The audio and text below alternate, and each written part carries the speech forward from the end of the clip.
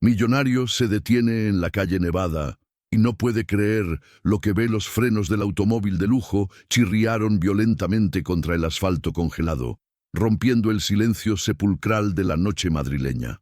Don Rogelio no esperó a que el vehículo se detuviera por completo. Abrió la puerta trasera y salió tambaleándose hacia la nieve, con el corazón latiéndole en la garganta como un martillo de guerra. No le importó que sus zapatos de cuero italiano, que costaban más de lo que una familia promedio ganaba en un mes, se hundieran en el barro helado. No le importó que el viento cortante desordenara su cabello blanco inmaculado. Sus ojos estaban fijos en un solo punto, allá adelante, bajo la luz mortecina de una farola parpadeante. ¡Hey!, gritó con la voz quebrada por una mezcla de terror y autoridad. ¡Niñas, no se muevan! ¡Allí estaban! Dos figuras diminutas, apenas visibles contra la blancura de la tormenta. Dos niñas idénticas, no mayores de 4 años, paradas en medio de la acera desierta del barrio de Salamanca. El viento aullaba entre los edificios señoriales, pero ellas no lloraban. Estaban tomadas de la mano, inmóviles, como dos estatuas de porcelana abandonadas a su suerte. Lo que heló la sangre de Rogelio no fue la temperatura bajo cero, sino ver cómo vestían. Llevaban vestidos idénticos de lana color burdeos, con cuellos de bebé, medias finas y botitas marrones que claramente ya no eran de su talla. No tenían abrigos, no tenían gorros, solo se tenían la una a la otra. Suscríbete ahora a nuestro canal para descubrir por qué este encuentro en la nieve estaba destinado a cambiar el destino de una dinastía entera. No querrás perderte lo que don Rogelio está a punto de encontrar. Rogelio llegó hasta ellas y se dejó caer de rodillas. El impacto de sus rodillas contra el suelo duro fue doloroso, pero él ni siquiera parpadeó. Quedó a la altura de sus ojos. Las niñas retrocedieron medio paso, apretándose más la una contra la otra. Sus caritas estaban rojas por el frío, los labios tenían un tono azulado que hizo que a Rogelio se le revolviera el estómago de pura angustia. «Tranquilas, tranquilas», susurró Rogelio, quitándose frenéticamente su pesado abrigo de lana gris marengo. «No les haré daño. Soy un amigo». Extendió el abrigo con manos temblorosas y lo envolvió alrededor de los dos cuerpos pequeños al mismo tiempo. Al tocarlas, sintió el hielo en sus pieles. Estaban congeladas. Una de ellas, la que tenía un pequeño lunar cerca de la barbilla, levantó la vista. Y entonces el tiempo se detuvo para el magnate. Esos ojos eran de un color gris tormenta, con motas verdes alrededor de la pupila. Eran ojos que él veía cada mañana en el espejo mientras se afeitaba. Eran los ojos de su madre, fallecida hacía décadas, y más dolorosamente eran los ojos de Camila, su única hija. La hija a la que había desterrado de su vida hacía 5 años en un ataque de orgullo y soberbia imperdonable. «¿Mami?», preguntó la niña del lunar, con un hilo de voz que apenas salió de su garganta entumecida. Rogelio sintió que el aire le faltaba. Las lágrimas, calientes y repentinas, brotaron de sus ojos, nublando su visión. «No, pequeña, no soy mami», dijo con voz ronca, ajustando el abrigo gigante sobre sus hombros frágiles. «Pero vamos a buscarla. ¿Dónde está mamá?». La segunda niña, que hasta ese momento había permanecido en silencio observando con desconfianza, señaló con un dedo enguantado en lana raída hacia una mochila verde desgastada que yacía medio enterrada en la nieve, a pocos metros de ellas. Era una mochila infantil, sucia, con una de las correas rota. Rogelio se estiró y agarró la mochila. Pesaba muy poco. Demasiado poco para contener la vida de 2 niñas. Con dedos torpes por el frío y los nervios, abrió el cierre principal. No había comida, no había agua. Solo había un par de calcetines sucios, un juguete de plástico roto y un sobre de papel manila doblado por la mitad. Y debajo del sobre, una fotografía. Sacó la foto. La imagen estaba arrugada y tenía marcas de haber sido tocada miles de veces. Rogelio tuvo que acercarla a sus ojos para enfocar bajo la luz de la calle. Era una foto de hacía 20 años. En ella, un Rogelio mucho más joven, con el cabello aún negro y una sonrisa arrogante, sostenía en brazos a una niña rubia de 5 años frente a un árbol de Navidad gigante. El reconocimiento fue un golpe físico, como un puñetazo en el pecho. Esa foto había estado en el escritorio de su despacho hasta el día en que echó a Camila de casa. Ella se la había llevado. Era lo único que se había llevado. «Abuelo», susurró la segunda niña mirando la foto que él sostenía. Rogelio levantó la vista bruscamente. La niña no leía la foto, lo miraba a él. Lo había reconocido, no por quién era ahora, sino por la imagen que su madre les había mostrado una y otra vez. «Sí», la palabra salió como un sollozo ahogado.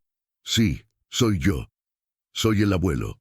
El chofer de Rogelio, un hombre robusto llamado Manuel, que llevaba 20 años a su servicio, llegó corriendo en ese momento, con un paraguas negro abierto que casi sale volando por el viento. «¡Don Rogelio! ¡Se va a enfermar! ¿Qué hace en el suelo?», gritó Manuel, horrorizado al ver a su jefe, el hombre más temido de las finanzas de España, arrodillado en la nieve sucia, abrazando a 2 niñas vagabundas. «Al diablo con mi salud, Manuel», rugió Rogelio, poniéndose de pie y levantando a las 2 niñas en brazos al mismo tiempo. Eran tan ligeras que el hecho le rompió el corazón una vez más. «Abre el auto. Sube la calefacción al máximo. Ahora». Las niñas se aferraron a su camisa de seda blanca, manchándola de nieve y mugre.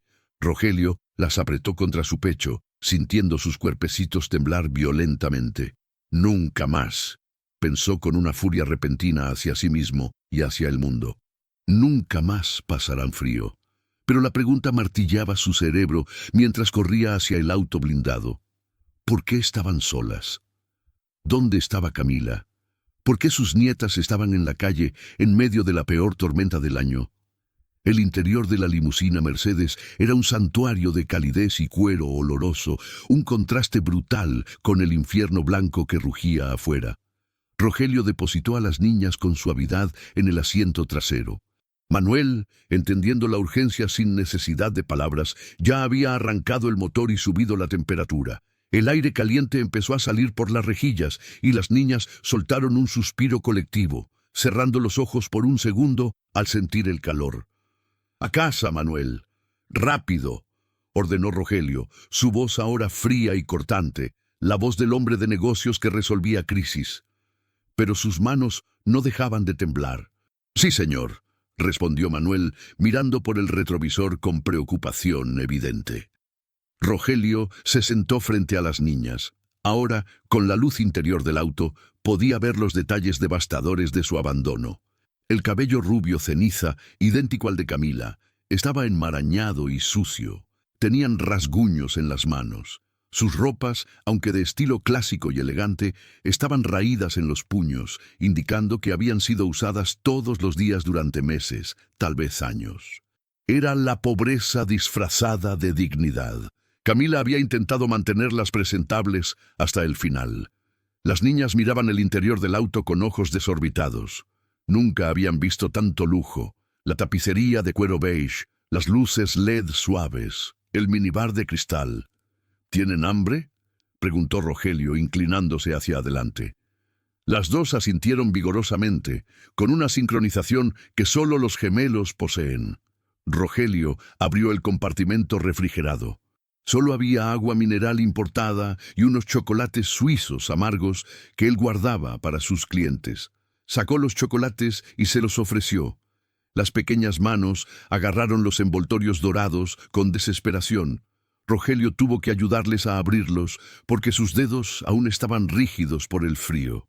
Verlas devorar el chocolate, manchándose las caras, le provocó una oleada de ternura y dolor. Mientras comían, Rogelio volvió su atención a la mochila verde que había tirado en el asiento a su lado. El sobre. Tenía que leer el sobre. Lo tomó. El papel estaba húmedo por la nieve. En el frente, escrito con una caligrafía que él conocía mejor que la suya propia, decía: «Papá». Solo esa palabra. «Papá». No señor Rogelio, ni don Rogelio, como él le había exigido que lo llamara la última vez que hablaron por teléfono, cuando ella le pidió dinero para medicinas y él le colgó. Rompió el sello con urgencia. Sacó la hoja de papel rayado, arrancada de un cuaderno barato. La letra era temblorosa, apresurada, como si hubiera sido escrita en una superficie inestable o con las manos congeladas. Papá, si estás leyendo esto, significa que el milagro ocurrió. Significa que, por una vez en tu vida, miraste hacia abajo y no solo hacia adelante. Significa que mis niñas, tus nietas, Valentina y Sofía, están vivas. No te escribo para pedirte perdón. No tengo nada de qué arrepentirme por haberme casado con el hombre que amaba, aunque tú lo odiaras por ser pobre. Él fue un buen padre y un buen esposo, hasta que el cáncer se lo llevó hace 6 meses. Gastamos todo lo que teníamos en su tratamiento. Todo. Vendí mi auto, mis joyas, nuestra pequeña casa. Nos quedamos sin nada. Llevamos 3 semanas durmiendo en albergues y las últimas 2 noches en la calle. Hoy se me acabaron las fuerzas, papá. Ya no tengo comida que darles. La tos de Sofía es cada vez peor y Valentina ya no tiene zapatos que le sirvan. Mi orgullo murió hace mucho tiempo, pero el tuyo seguía siendo un muro impenetrable. Sé que pasas por esta calle todos los viernes al salir del club. Te he visto. He estado parada en esa esquina 3 semanas seguidas, pero nunca mirabas. Hoy no puedo más. Siento que mi cuerpo se apaga. El frío se está metiendo en mis huesos y tengo mucho sueño. Voy a dejar a las niñas en tu camino. Es mi último acto de madre. Prefiero que crezcan con un abuelo que quizás no las quiera, a que mueran de frío en mis brazos esta noche. Por favor, sálvalas. Son lo único bueno que queda de mí. No dejes que paguen por mis errores. Camila. Rogelio dejó caer la carta. El papel se deslizó hasta el suelo del auto. Un silencio ensordecedor llenó la cabina, solo roto por el suave sonido de las niñas masticando el chocolate y el zumbido del motor. Tengo mucho sueño. El frío se está metiendo en mis huesos. El horror le heló la sangre más rápido que la tormenta de afuera. Rogelio entendió inmediatamente lo que esas palabras significaban. Hipotermia. Camila no se había ido a buscar ayuda. Camila se había rendido, se estaba dejando morir para que las niñas pudieran ser encontradas. ¡Manuel! El grito de Rogelio fue tan fuerte que las niñas saltaron en su asiento y soltaron los chocolates. ¡Frena! ¡Da la vuelta! ¡Ahora mismo! El coche dio un bandazo cuando el chofer pisó el freno, sorprendido. ¡Pero señor, las niñas! ¡Al diablo con todo! Rogelio golpeó el cristal divisorio con el puño. Mi hija se está muriendo ahí fuera. Da la vuelta, maldita sea. Tenemos que volver al parque. Miró a las niñas, que ahora lo observaban con miedo, los ojos llenos de lágrimas a punto de derramarse. Rogelio suavizó su expresión, aunque por dentro se estaba desgarrando. «Escúchenme bien, mis amores», dijo, tomando las manos pegajosas de chocolate de Valentina y Sofía. «¿Dónde se quedó mamá? Tienen que decirme exactamente dónde se quedó. Es muy importante». Sofía, la más pequeña, sollozó y señaló hacia la ventana oscura. «Mami dijo que jugáramos al escondite», dijo la niña entre lágrimas. «Dijo que ella se escondería en el banco de piedra, el que está detrás de la reja negra, y que nosotros teníamos que esperarte a ti. Dijo que tú eras la base para salvarnos». «El banco detrás de la reja negra», repitió Rogelio, su mente trabajando a 1000 por hora. Conocía ese lugar. Era la entrada de servicio del Parque del Retiro, a solo 3 calles de donde las había encontrado. «Manuel», dijo por el intercomunicador con una voz que era puro acero frío, «llama a la ambulancia privada. Diles que es un código rojo. Y pisa el acelerador a fondo. Si ella muere, todos nos morimos hoy». El auto de lujo giró en U, derrapando sobre la nieve, y aceleró de vuelta hacia la oscuridad de la noche, hacia el lugar donde una madre había entregado su vida en silencio. Rogelio apretó la carta arrugada en su puño hasta que sus nudillos se pusieron blancos, rezando a un Dios en el que no creía desde hacía años, pidiendo una sola cosa: tiempo. Solo necesitaba un poco más de tiempo. El Mercedes blindado rugió como una bestia herida, ignorando las leyes de tráfico y el sentido común, deslizándose peligrosamente sobre la capa de hielo negro que cubría la avenida.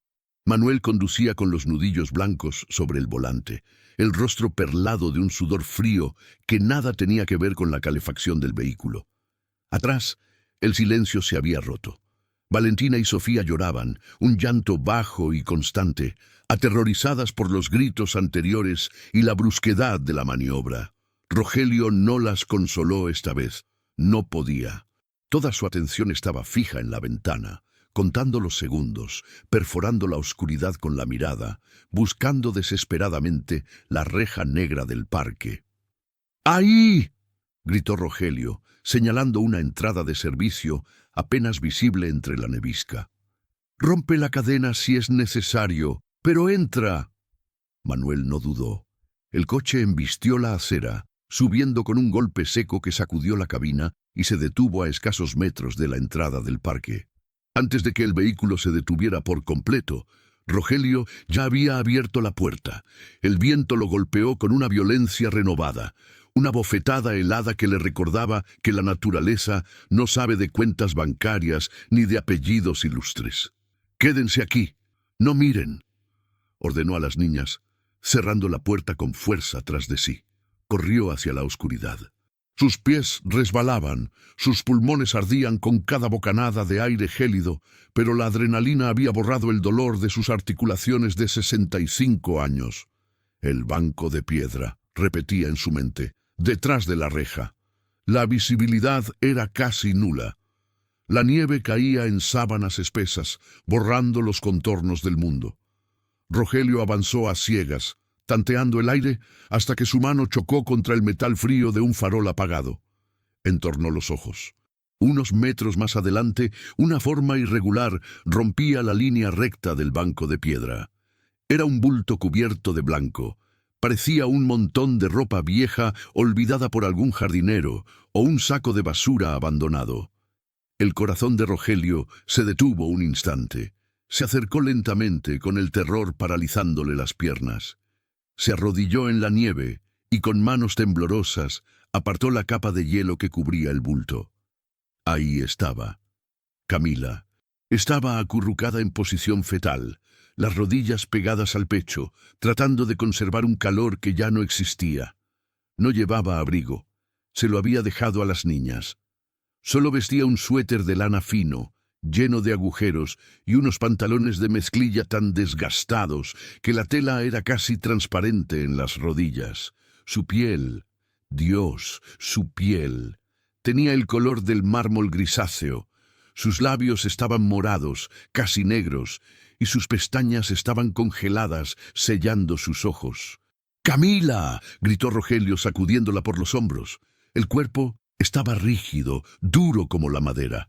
No hubo respuesta, ni un gemido, ni un movimiento, nada. Rogelio se quitó el saco del traje, quedándose solo en camisa bajo la tormenta, y lo tiró sobre ella, frotando sus brazos con una desesperación frenética. «¡No me hagas esto!», bramó contra el viento, su voz rompiéndose en un sollozo gutural. «Maldita sea, hija, no me hagas esto. Despierta, soy papá, estoy aquí». Puso su oreja sobre el pecho de ella. El viento aullaba tan fuerte que era imposible escuchar nada, pero sintió algo. Un movimiento leve, casi imperceptible. Un latido, lento, espaciadamente doloroso pero real. Estaba viva, apenas. «¡Manuel!». El grito de Rogelio desgarró la noche. «¡Manuel!». El chofer apareció corriendo entre la bruma blanca, resbalando y recuperando el equilibrio. Al ver a la mujer en el suelo, se santiguó instintivamente. «Ayúdeme, con cuidado», ordenó Rogelio.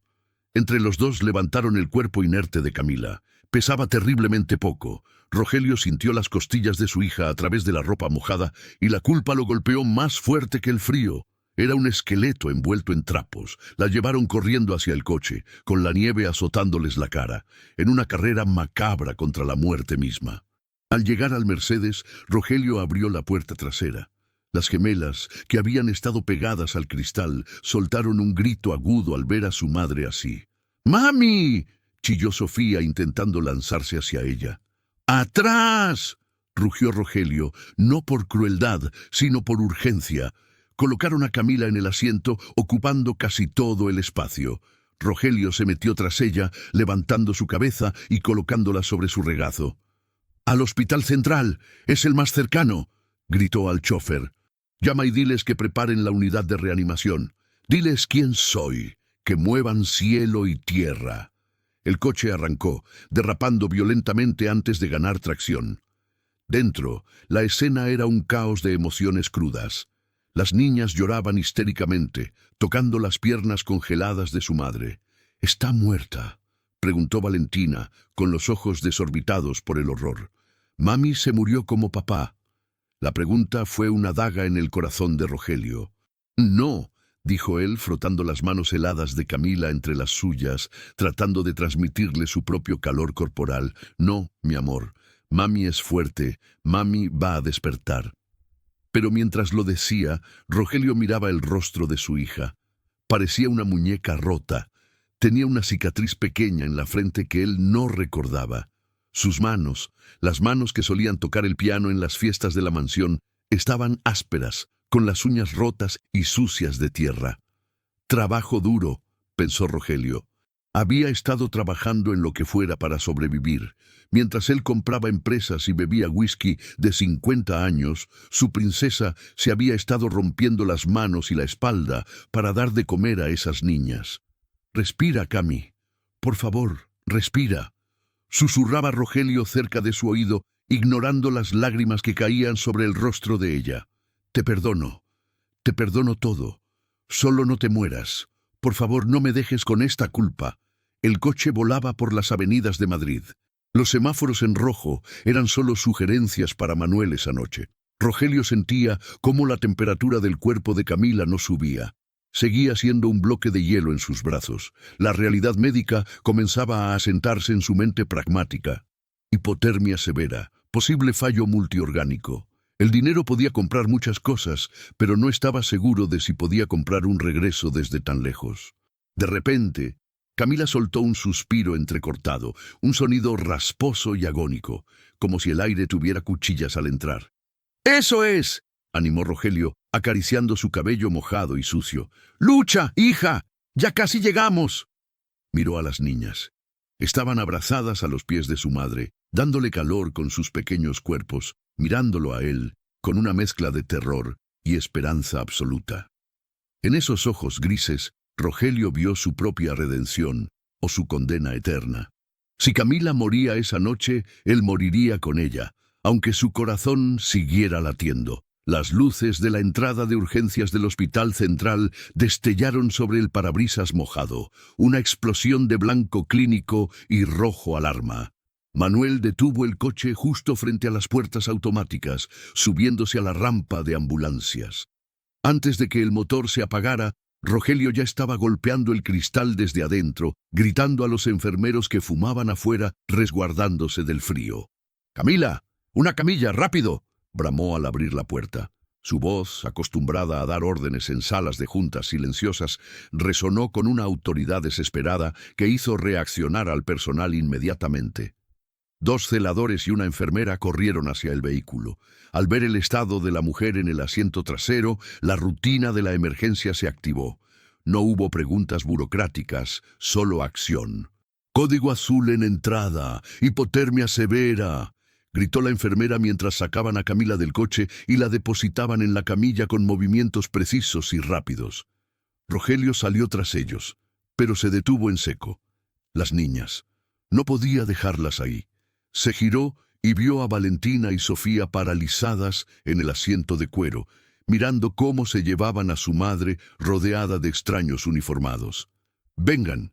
Rogelio extendió los brazos. Las niñas saltaron hacia él y él las cargó, una en cada brazo, a pesar de que sus propios músculos temblaban por el esfuerzo y el frío. Entró en el hospital corriendo detrás de la camilla, ignorando el peso de las niñas, ignorando las miradas de la gente en la sala de espera que veían a un hombre mayor, en camisa de vestir empapada y sucia, cargando a 2 niñas vestidas de fiesta y persiguiendo una emergencia vital. «¡Señor, no puede pasar!», un guardia de seguridad intentó interponerse en las puertas batientes del área de reanimación. Rogelio se detuvo, jadeando, con las niñas aferradas a su cuello como náufragos. Sus ojos, enrojecidos y feroces, se clavaron en el guardia. «Soy Rogelio Montenegro», dijo, y el nombre aterrizó con peso. «Esa es mi hija. Si no me deja pasar, compraré este hospital mañana y lo despediré a usted y a todo su linaje». «¡Apártese!». El guardia vaciló, intimidado no solo por la amenaza, sino por la pura fuerza de voluntad que emanaba del hombre. Pero un médico, un hombre alto con canas en las sienes, salió de los boxes. «Déjelo, Martínez», ordenó el médico mirando a Rogelio. «Pero hasta aquí, señor Montenegro. Necesitamos espacio para trabajar. Si entra, nos estorba. Si nos estorba, ella muere. ¿Entiende?». La brutal honestidad del médico frenó a Rogelio. Miró a través de los cristales de las puertas batientes. Vio cómo cortaban la ropa sucia de Camila con tijeras. Vio cómo le colocaban máscaras de oxígeno, vías intravenosas, cables de monitoreo. Vio su pecho desnudo y pálido, inmóvil. «Sálvela», susurró Rogelio, su arrogancia desmoronándose. «Le daré lo que quiera. Un ala nueva, equipos, becas, lo que sea. Solo sálvela». «Haremos lo posible», dijo el médico y desapareció tras las puertas. Rogelio se quedó solo en el pasillo estéril, bajo la luz fluorescente que zumbaba, con el peso de sus 2 nietas en brazos. Lentamente caminó hacia las sillas de plástico de la sala de espera de familiares. Se sentó, colocando a una niña en cada rodilla. El silencio que siguió fue asfixiante. A su alrededor, la vida del hospital continuaba. Megafonía llamando a doctores, el pitido lejano de máquinas, el murmullo de otras familias. Pero en la pequeña burbuja de Rogelio solo existía el miedo. Miró a sus nietas. Ahora, bajo la luz cruda del hospital, el abandono era aún más evidente. La suciedad bajo sus uñas, el cabello enredado, la piel reseca por el frío y la mala alimentación. Sofía tenía una mancha de chocolate en la mejilla, un recordatorio grotesco del lujo de su coche en contraste con su miseria. ¿El abuelo es mágico?, preguntó Valentina de repente, mirándolo con esos ojos grises inquisitivos. Rogelio parpadeó, sorprendido por la inocencia de la pregunta. «¿Cómo dices, pequeña? Mami dijo que el abuelo vivía en un castillo y que era como un rey mago», explicó la niña, jugando con un botón de la camisa sucia de Rogelio. «Dijo que si te encontrábamos, tú podías arreglarlo todo. ¿Puedes arreglar a mami?». Rogelio sintió que algo se rompía definitivamente dentro de su pecho.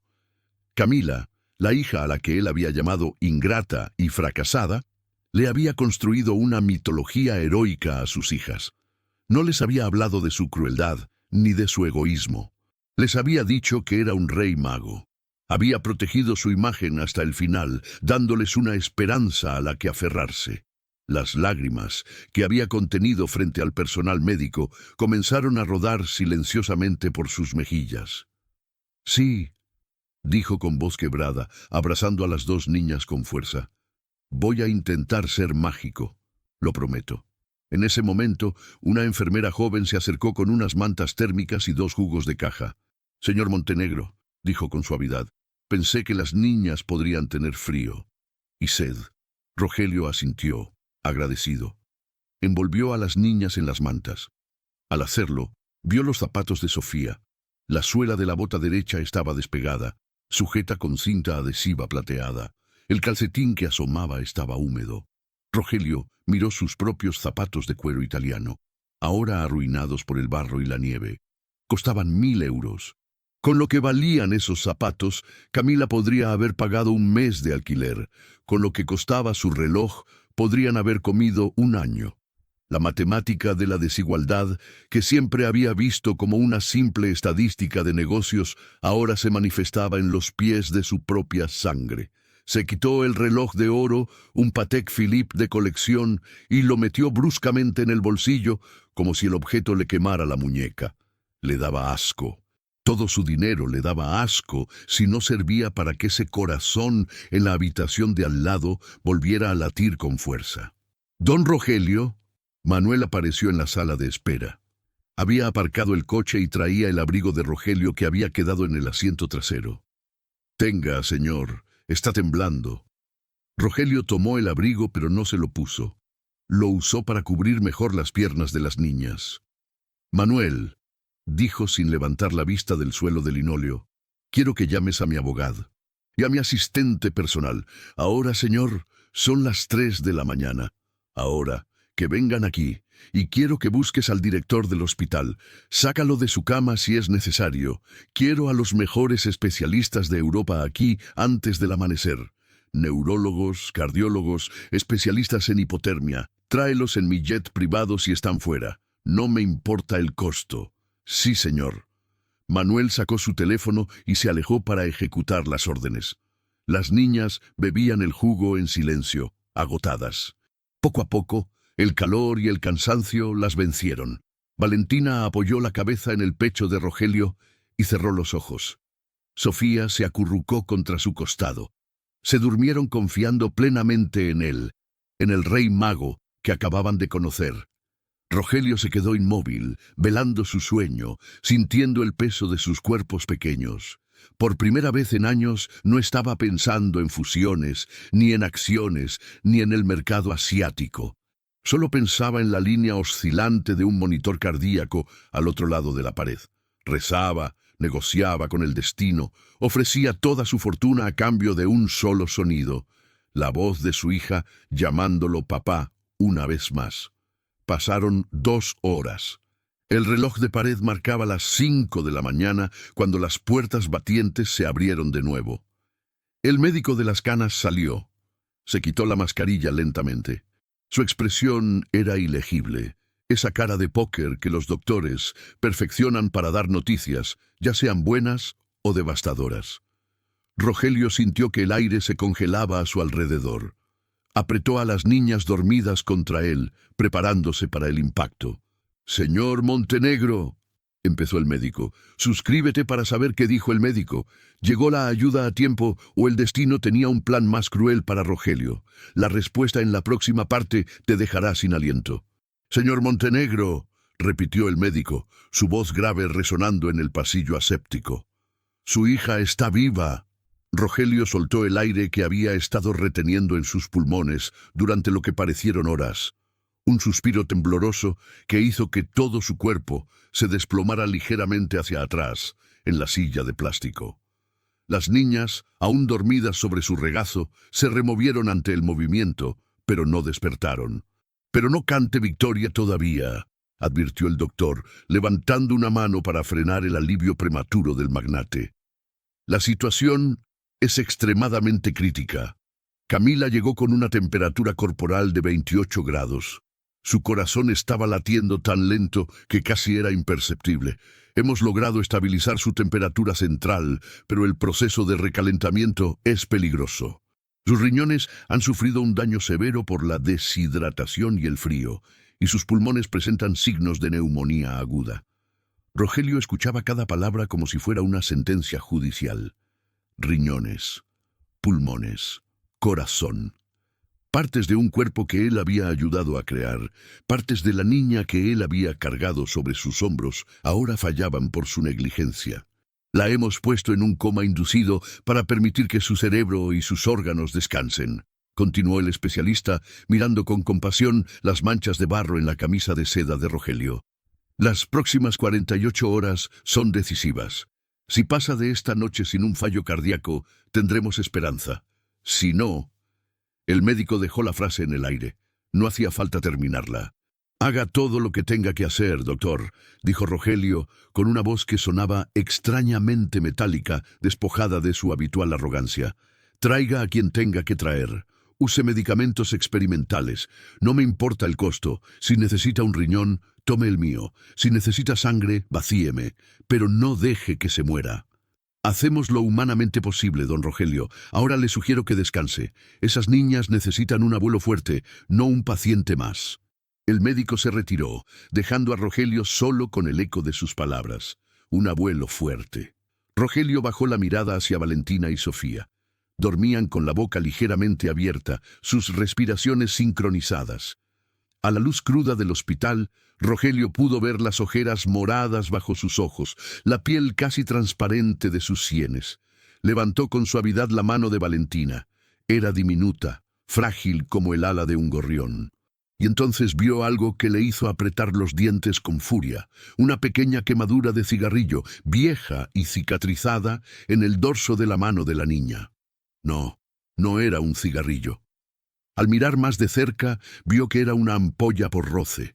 Habían estado arrastrando cosas, habían estado trabajando o cargando pesos.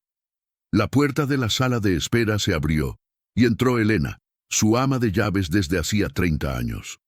Manuel la había traído.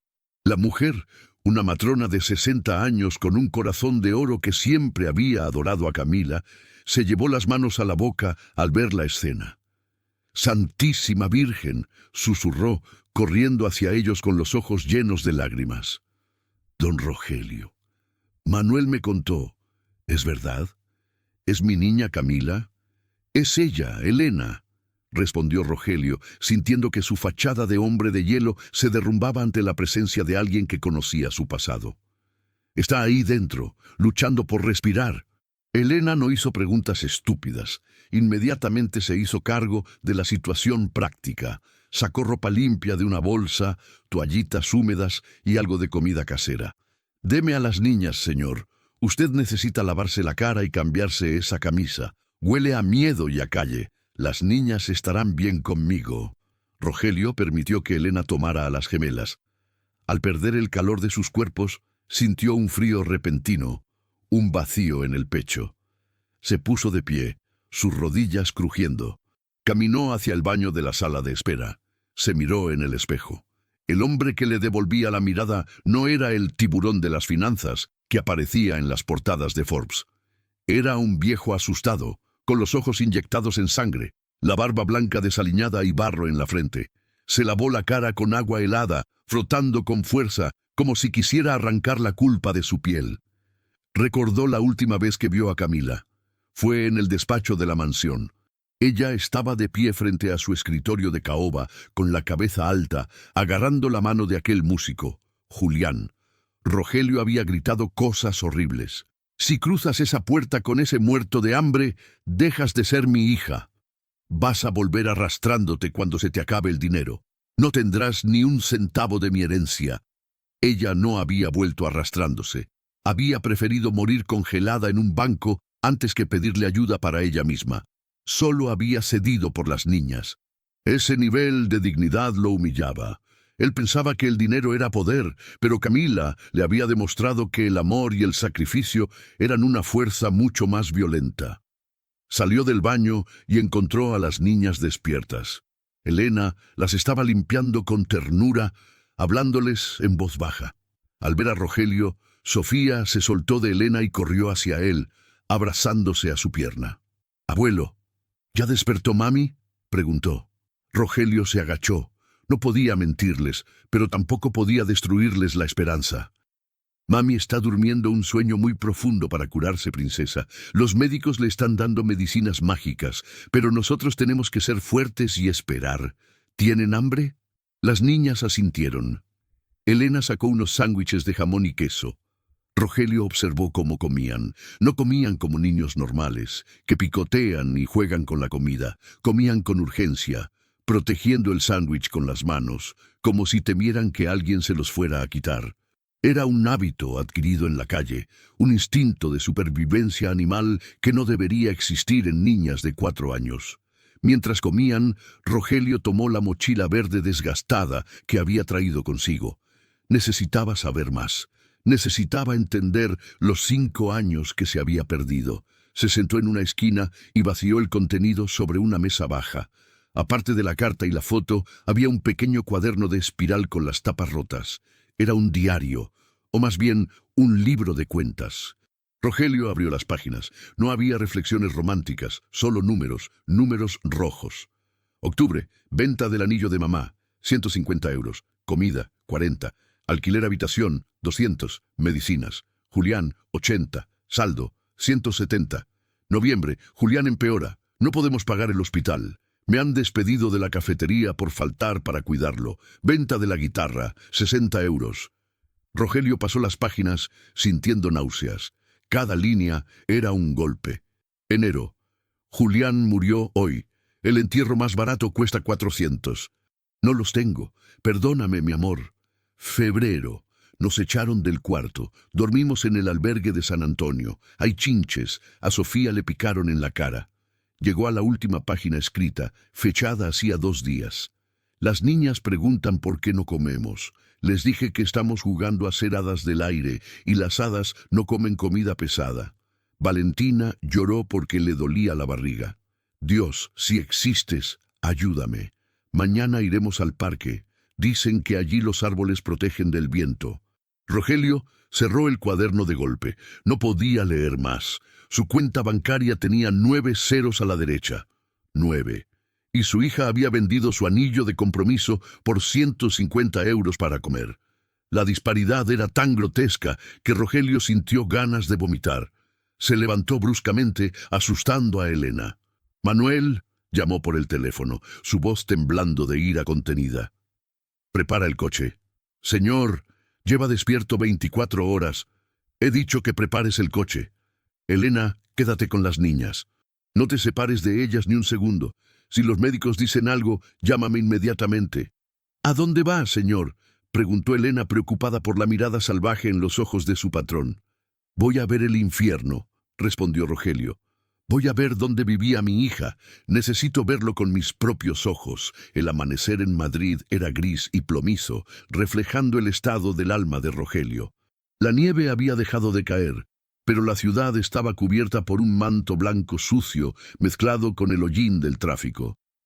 El Mercedes negro se deslizaba por las calles, alejándose de la zona noble y adentrándose en los barrios periféricos.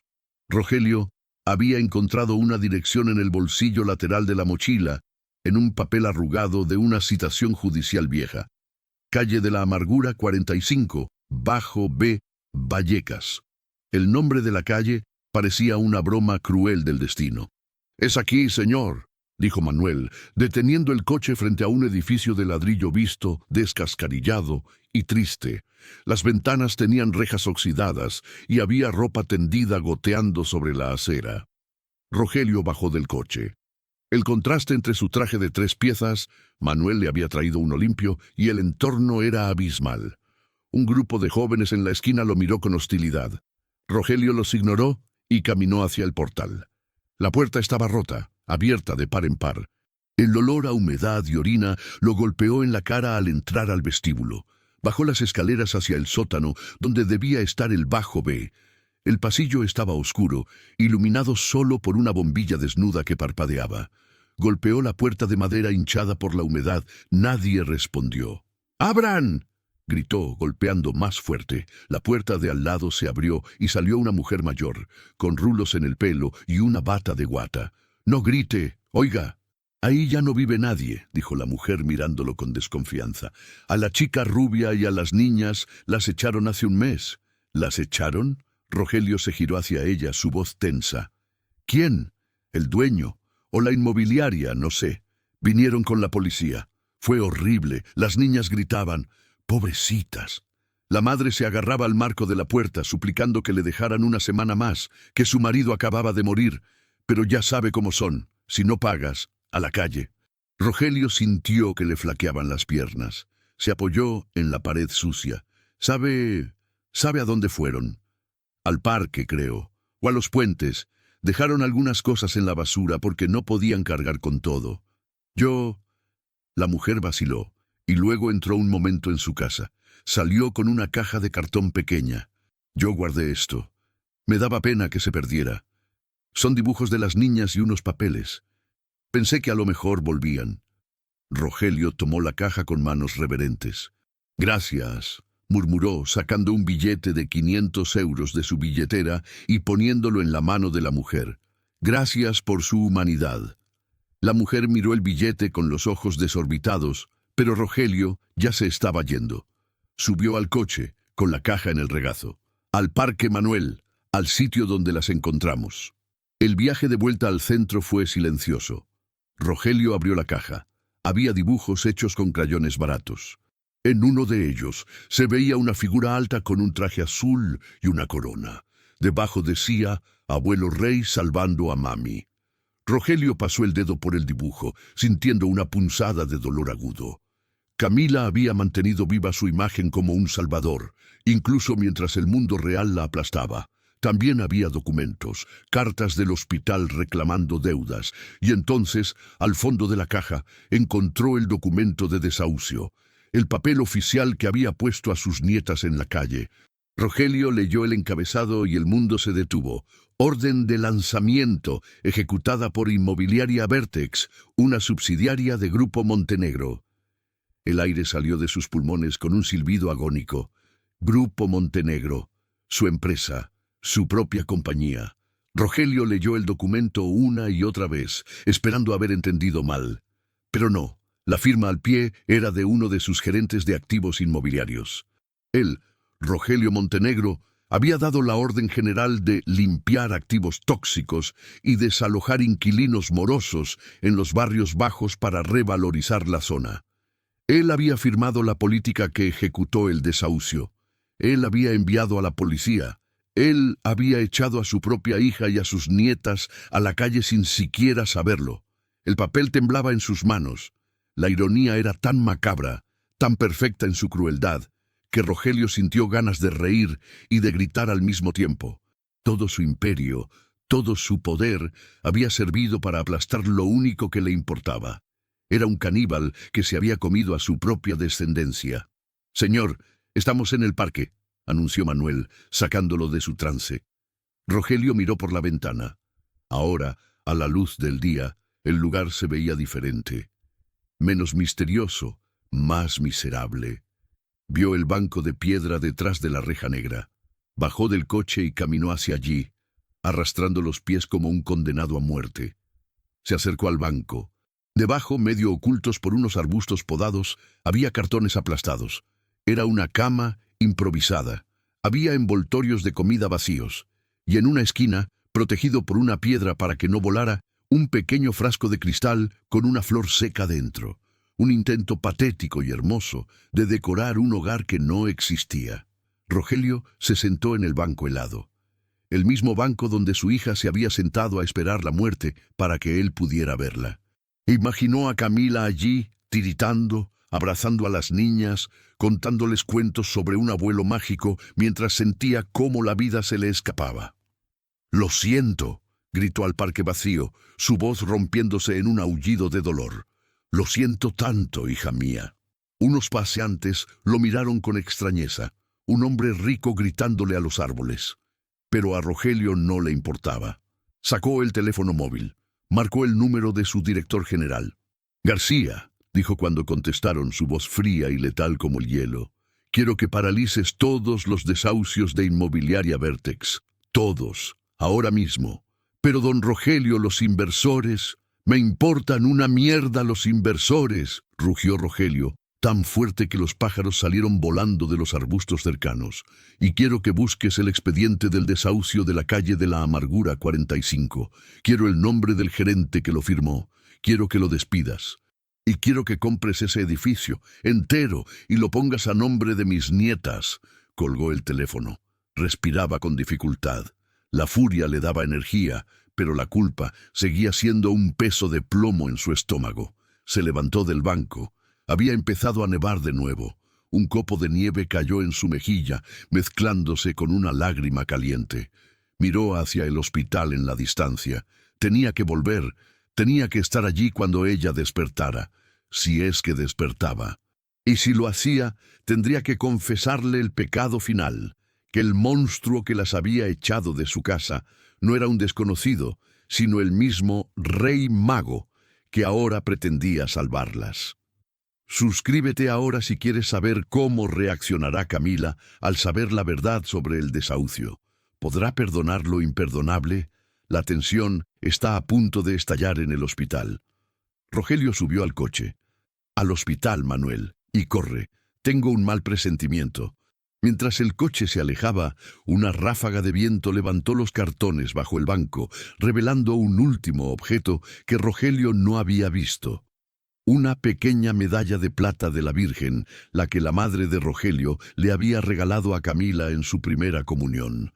Brillaba débilmente en la nieve, un testigo mudo de la tragedia que acababa de ocurrir. El pasillo de la unidad de cuidados intensivos era un túnel blanco e interminable que olía a antiséptico y a miedo. Cuando Rogelio cruzó las puertas dobles, con el corazón golpeándole las costillas como un animal enjaulado, el sonido que temía escuchar perforó el aire. Un pitido agudo, continuo y monótono. «Código azul en la 3, carro de paros ahora», gritó una voz femenina desde el interior de una de las habitaciones acristaladas. Era la habitación de Camila. Rogelio sintió que el suelo desaparecía bajo sus pies. Corrió hacia el cristal, ignorando los gritos de una enfermera que intentaba detenerlo. Al otro lado del vidrio, la escena era una coreografía de terror absoluto. 3 médicos rodeaban la cama. Camila, conectada a una maraña de tubos y cables, se arqueaba violentamente sobre el colchón mientras un enfermero aplicaba compresiones rítmicas sobre su pecho. Ese pecho que parecía de papel, tan frágil que Rogelio temió que se quebrara bajo la fuerza de las manos del hombre. «Carguen a 200», ordenó el doctor jefe. «Despejen». El cuerpo de Camila dio una sacudida brutal al recibir la descarga eléctrica. Luego cayó inerte, como un muñeco de trapo. El pitido continuo seguía sonando. ¡Pi! Rogelio golpeó el cristal con la palma abierta, un golpe sordo y desesperado. «¡No te atrevas!», rugió con la voz ahogada por las lágrimas. «No te atrevas a irte ahora que sé lo que hice. Camila pelea». Dentro de la habitación el caos continuaba. Otra dosis de epinefrina, otra carga. Rogelio pegó la frente al vidrio frío. Veía el rostro de su hija, pálido como la cera, con los ojos cerrados y hundidos. Parecía un cadáver. La imagen de la orden de desahucio con el logo de su empresa parpadeó en su mente, superponiéndose a la imagen de su hija muriendo. Él la había puesto en esa cama. Él le había quitado el techo, la comida, el calor. Cada compresión en su pecho era culpa suya. Cada segundo de ese pitido infernal era una condena que él había firmado. «Vamos, vamos, tenemos ritmo», gritó alguien dentro. El pitido continuo se rompió. Bip, bip, bip. Era un ritmo errático, débil, pero era vida. Rogelio se dejó resbalar por la pared hasta quedar sentado en el suelo del pasillo, jadeando como si hubiera corrido un maratón. Se cubrió la cara con las manos, temblando incontrolablemente. Sintió una mano pequeña en su hombro. Levantó la vista. Eran Valentina y Sofía. Se habían escapado de la sala de espera, aprovechando la confusión, y estaban ahí, paradas frente a él con sus vestidos de fiesta arrugados y los ojos llenos de terror. Habían visto todo a través del cristal. «¿Mami se fue con papá?», preguntó Sofía, con una calma espeluznante que heló la sangre de Rogelio. No lloraba, solo esperaba la confirmación, como si la tragedia fuera la única constante en su corta vida. Rogelio se obligó a ponerse de pie, aunque las piernas le pesaban toneladas. Se agachó frente a ellas y las tomó por los hombros, mirándolas fijamente a los ojos. «No», dijo con firmeza, mintiendo con la convicción de un vendedor desesperado. «No, mami se quedó. Mami es terca, igual que su abuelo. No se va a ir a ninguna parte». El médico salió de la habitación minutos después, secándose el sudor de la frente con el antebrazo. Su bata verde tenía una pequeña mancha de sangre. Se quitó la mascarilla y miró a Rogelio con una gravedad que no presagiaba nada bueno. «Señor Montenegro», dijo el doctor en voz baja, mirando de reojo a las niñas. «¿Podemos hablar un momento a solas?» «No», respondió Rogelio, levantando a Sofía en brazos y tomando a Valentina de la mano. «Ellas son su familia. No tengo secretos para ellas. Dígamelo». El médico suspiró, comprendiendo que no ganaría esa batalla. Su corazón se detuvo durante 40 segundos. «Logramos traerla de vuelta, pero su cuerpo está al límite, don Rogelio. No es solo la hipotermia, es la desnutrición crónica. Tiene el corazón de una mujer de 90 años. El músculo cardíaco se ha consumido a sí mismo para buscar energía porque no tenía grasa ni carbohidratos que quemar. Pesa 38 kilos, 38 kilos. Rogelio sintió náuseas. ¿Qué necesitamos?, preguntó, su voz sonando hueca. ¿Un trasplante? No aguantaría una cirugía ahora mismo, negó el médico. Necesitamos un milagro metabólico. Necesitamos nutrirla muy lentamente para evitar el síndrome de realimentación, que podría matarla en horas. Y necesitamos que ella quiera luchar. Honestamente, señor, parece que se ha rendido. Cuando el cuerpo llega a este nivel de deterioro, la mente suele desconectarse para dejar de sufrir. Necesitamos algo que la ancle a este mundo. Rogelio miró a las niñas. Ellas eran el ancla. Pero Camila no sabía que estaban a salvo. Lo último que recordaba era el frío, el banco del parque y la certeza de la muerte. «Déjeme entrar», exigió Rogelio. «Está inconsciente, sedada. He dicho que me deje entrar». El tono de Rogelio subió una octava, resonando en el pasillo. «Necesita saber que sus hijas están vivas. Si cree que murieron, se dejará ir. Tengo que decírselo». El médico dudó un segundo, mirando la determinación feroz en los ojos del magnate y luego la fragilidad de las niñas. Finalmente, asintió. 5 minutos. Y prepárese, verla de cerca no es fácil. Rogelio entró en la habitación. El aire estaba saturado de oxígeno y pitidos electrónicos. Se acercó a la cama. De cerca, el deterioro era brutal. La piel de Camila estaba pegada a los huesos de su cara, sus pómulos sobresalían como cuchillas, tenía moretones en los brazos por las vías, sus manos, descansando sobre la sábana blanca, eran esqueléticas, con las uñas azules. Rogelio colocó a Sofía y a Valentina en una silla junto a la cabecera, elevándolas para que quedaran a la altura del rostro de su madre. «Hablen con ella», susurró Rogelio, con la garganta cerrada. «Díganle que están aquí. Díganle que tienen calor, que comieron». Valentina, la mayor, estiró su mano temblorosa y tocó la mejilla de su madre. «Mami», dijo la niña, «el abuelo nos dio chocolate y un sándwich grande, y el coche tiene calefacción». Sofía se inclinó y le dio un beso en la frente, justo encima de un tubo de plástico. «No vengas todavía, mami», susurró la pequeña. «El abuelo dice que es mágico. Dice que va a arreglar el castillo. Tienes que despertar para verlo». Rogelio se situó al otro lado de la cama. Se inclinó hacia el oído de su hija, rozando con sus labios el cabello sucio y enmarañado. «Hija». La palabra salió rota, cargada de 5 años de silencio y veneno. «Soy papá. Escúchame bien, Camila. Ellas están bien. Están conmigo. Nadie las va a tocar. Nadie las va a echar a la calle nunca más. Rompí la orden, ¿me oyes? Compré el edificio. Tienen casa, tienen futuro, pero te necesitan a ti. Yo no puedo hacerlo solo. No sé ser padre, y mucho menos madre. No me dejes con este desastre. Por favor, Camila. Castígame viviendo. Castígame obligándome a verte todos los días y recordarme lo que te hice. Pero no te mueras». El monitor cardíaco no cambió de ritmo. Bip, bip, bip. Rogelio tomó la mano huesuda de su hija entre las suyas. Estaba helada. Empezó a frotarla, intentando pasarle su propia vitalidad, su fuerza bruta, su terquedad. «Vamos, mi niña», sollozó apoyando la frente en el colchón. «Tú nunca te rindes. Te enfrentaste a mí. Te enfrentaste al mundo. No dejes que el frío gane». De repente, una de las máquinas soltó un pitido diferente, una alarma suave. Rogelio levantó la cabeza de golpe, aterrorizado. Miró el monitor. Los números de la saturación de oxígeno estaban subiendo lentamente. 92%, 93%, 94%. El párpado de Camila tuvo un espasmo. Fue leve, casi imperceptible, como el aleteo de una mariposa moribunda, pero fue real. «Doctor», susurró Rogelio, sin atreverse a gritar para no romper el hechizo. Las niñas se quedaron inmóviles, conteniendo la respiración. El dedo índice de Camila se movió, rozando la palma de la mano de Rogelio. Un movimiento voluntario, un movimiento de agarre. Se estaba aferrando.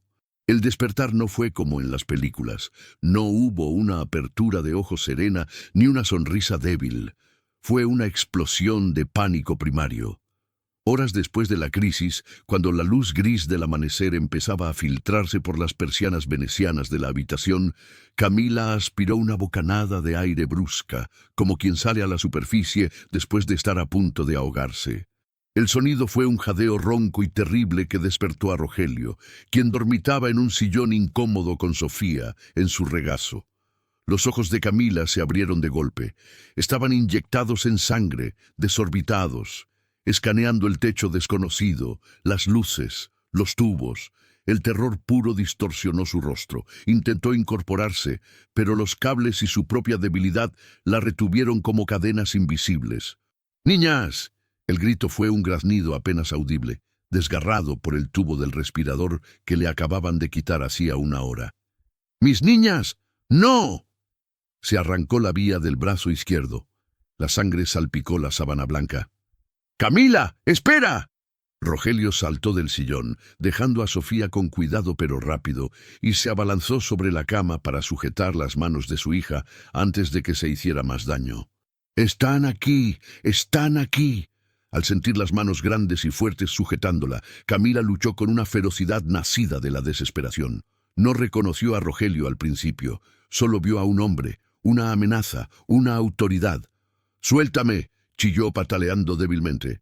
«¡No se las lleven! ¡No me las quiten! ¡Servicios sociales, no! ¡Por favor!». La confusión le hacía creer que estaba siendo detenida, que le estaban arrebatando a sus hijas por su pobreza. Era la pesadilla recurrente de cualquier madre sin techo. «Camila, mírame». Rogelio le agarró el rostro con ambas manos, obligándola a fijar la vista. «Soy papá, soy el abuelo. Mira». Giró la cabeza de ella hacia el sillón. Allí estaban. Valentina y Sofía, despiertas por los gritos, miraban a su madre con los ojos muy abiertos.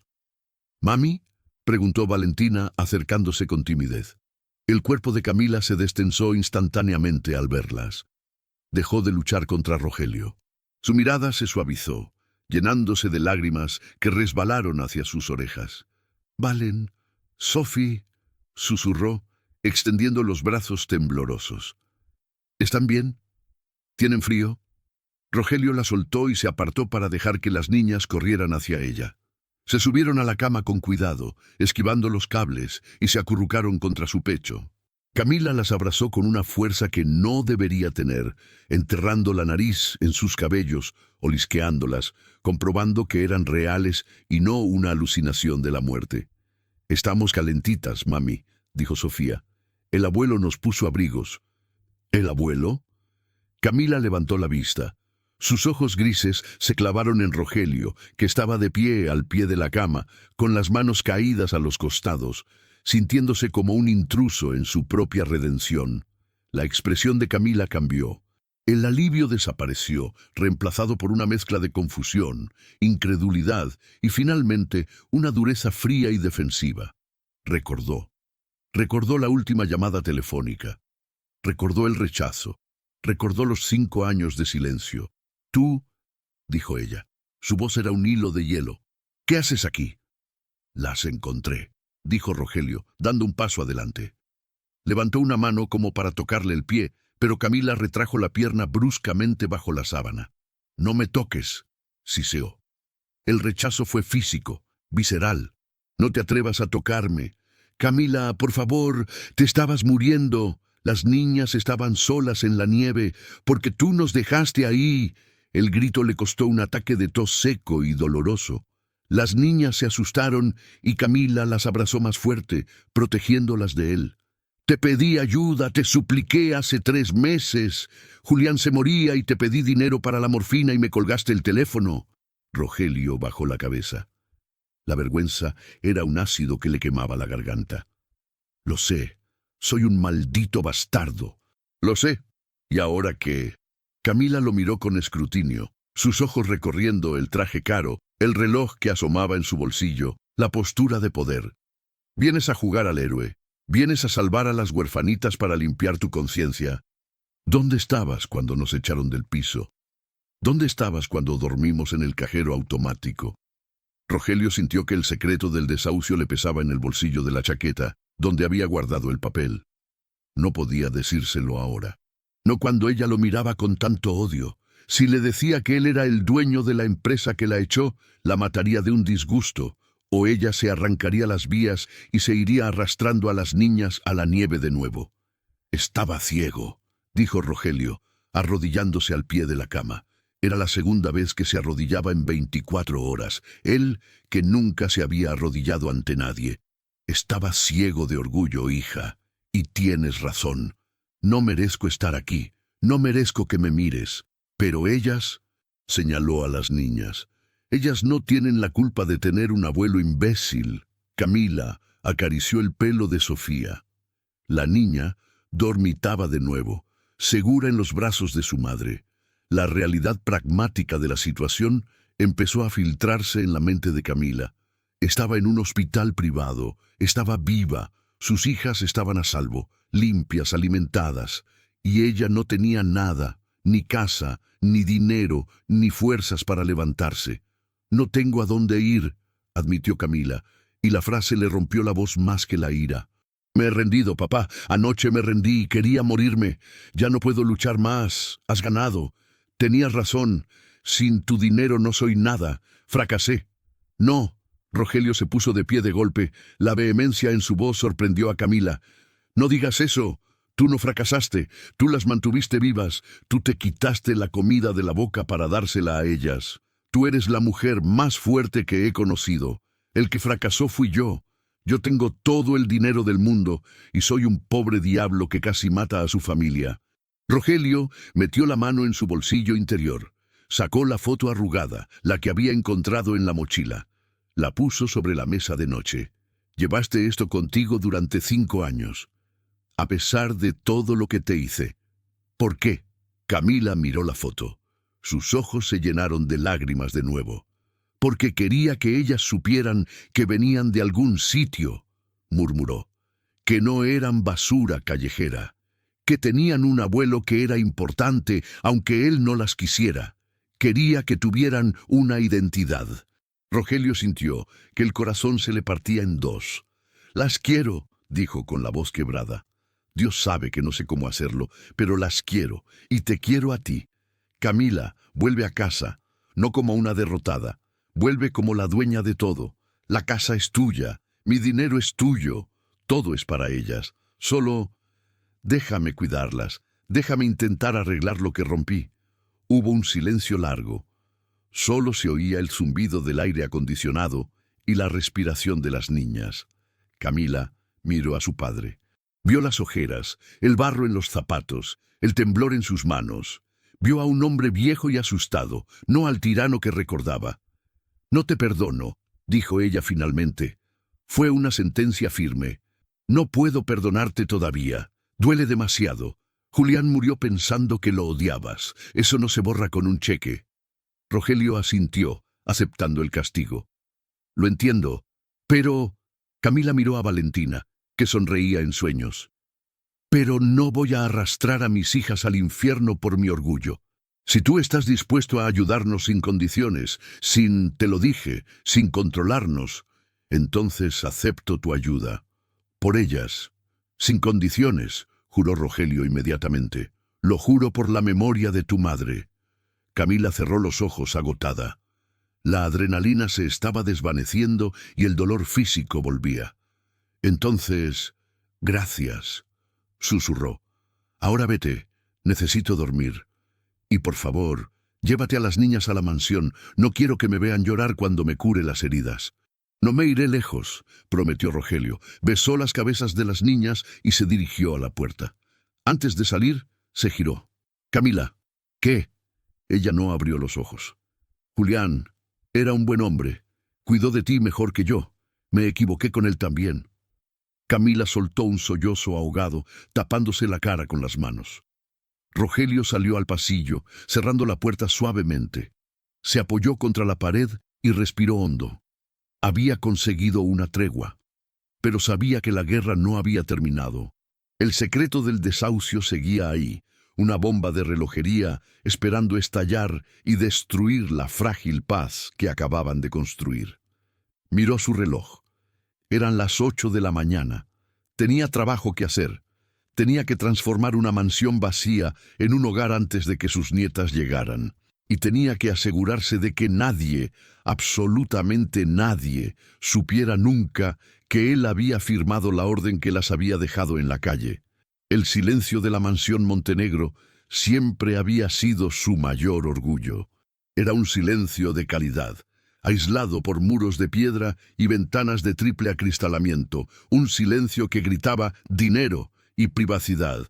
Pero esa noche, al entrar con Valentina y Sofía de la mano, ese mismo silencio le pareció a Rogelio una tumba. Las niñas caminaban de puntillas sobre el suelo de mármol del vestíbulo, mirando hacia arriba, hacia la inmensa lámpara de araña de cristal de Bohemia, con una mezcla de asombro y terror.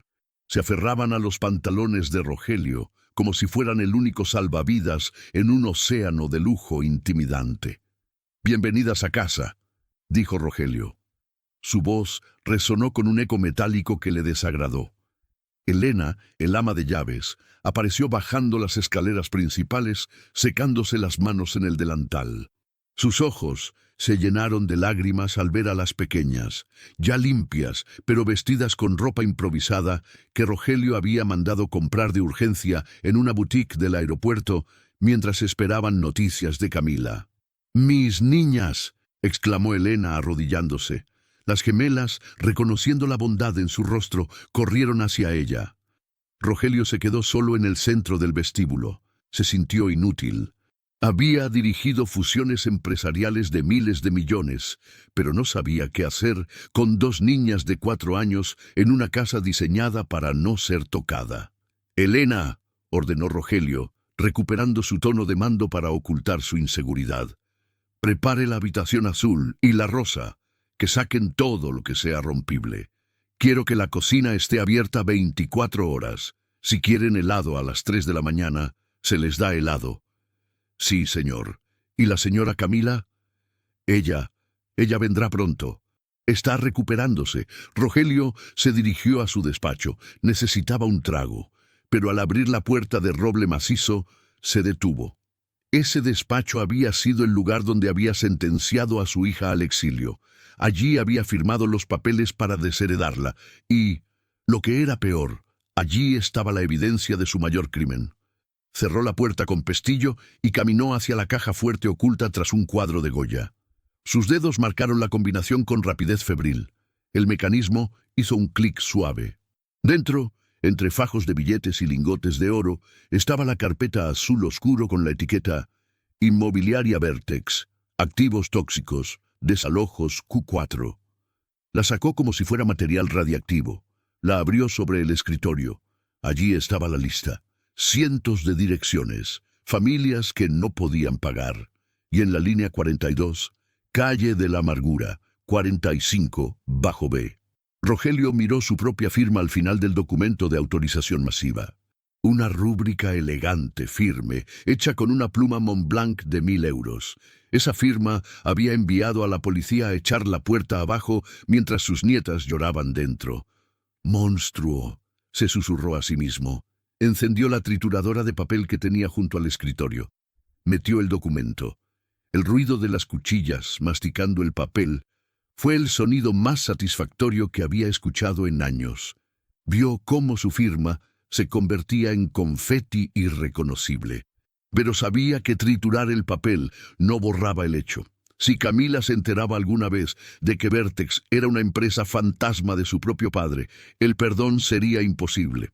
Ella se iría para siempre y se llevaría a las niñas. «¡Toc! ¡Toc!». Rogelio saltó, cerrando la caja fuerte de un golpe. «¿Quién es?», ladró. «Soy yo, abuelo». Una voz diminuta al otro lado. Rogelio respiró hondo, compuso su rostro y abrió. Era Sofía. Llevaba un pijama de franela nuevo con ositos que le quedaba un poco grande. «¿Qué pasa, pequeña? ¿No puedes dormir?»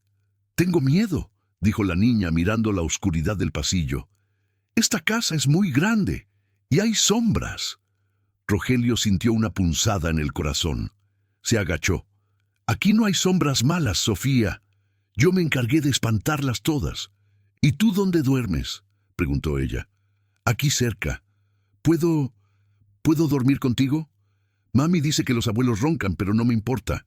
Rogelio, El hombre que jamás había permitido que nadie durmiera en su cama, ni siquiera sus esposas, siempre prefería habitaciones separadas. Asintió sin dudarlo. Claro que sí. Vamos. Esa noche, Rogelio Montenegro durmió en el borde de su inmensa cama king size, con una niña pequeña acurrucada en el centro, respirando suavemente. No pegó ojo. Se pasó la noche vigilando la puerta, como un perro guardián viejo, jurando en silencio que protegería ese sueño inocente de todo mal, incluso si el mal era él mismo. Los días siguientes fueron un torbellino de actividad frenética. Rogelio no fue a la oficina. Delegó todo. Su única misión era transformar el mausoleo en un hogar antes de que Camila saliera del hospital. Contrató a un equipo de decoradores, pero los despidió a las 2 horas porque querían poner beige minimalista. «¡Quiero color!», les gritó Rogelio. «¡Quiero que parezca que viven niños aquí, no arquitectos deprimidos!».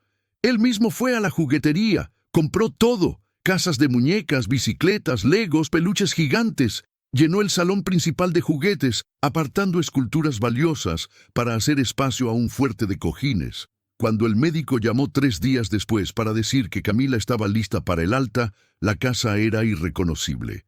Olía a galletas horneadas, Elena estaba encantada, y había un triciclo aparcado junto al piano de cola. «Manuel, prepara la limusina», ordenó Rogelio. Se miró en el espejo. Se había afeitado la barba desaliñada, pero se había dejado el bigote blanco, porque a Valentina le hacía gracia. Se ajustó la corbata. Estaba aterrorizado.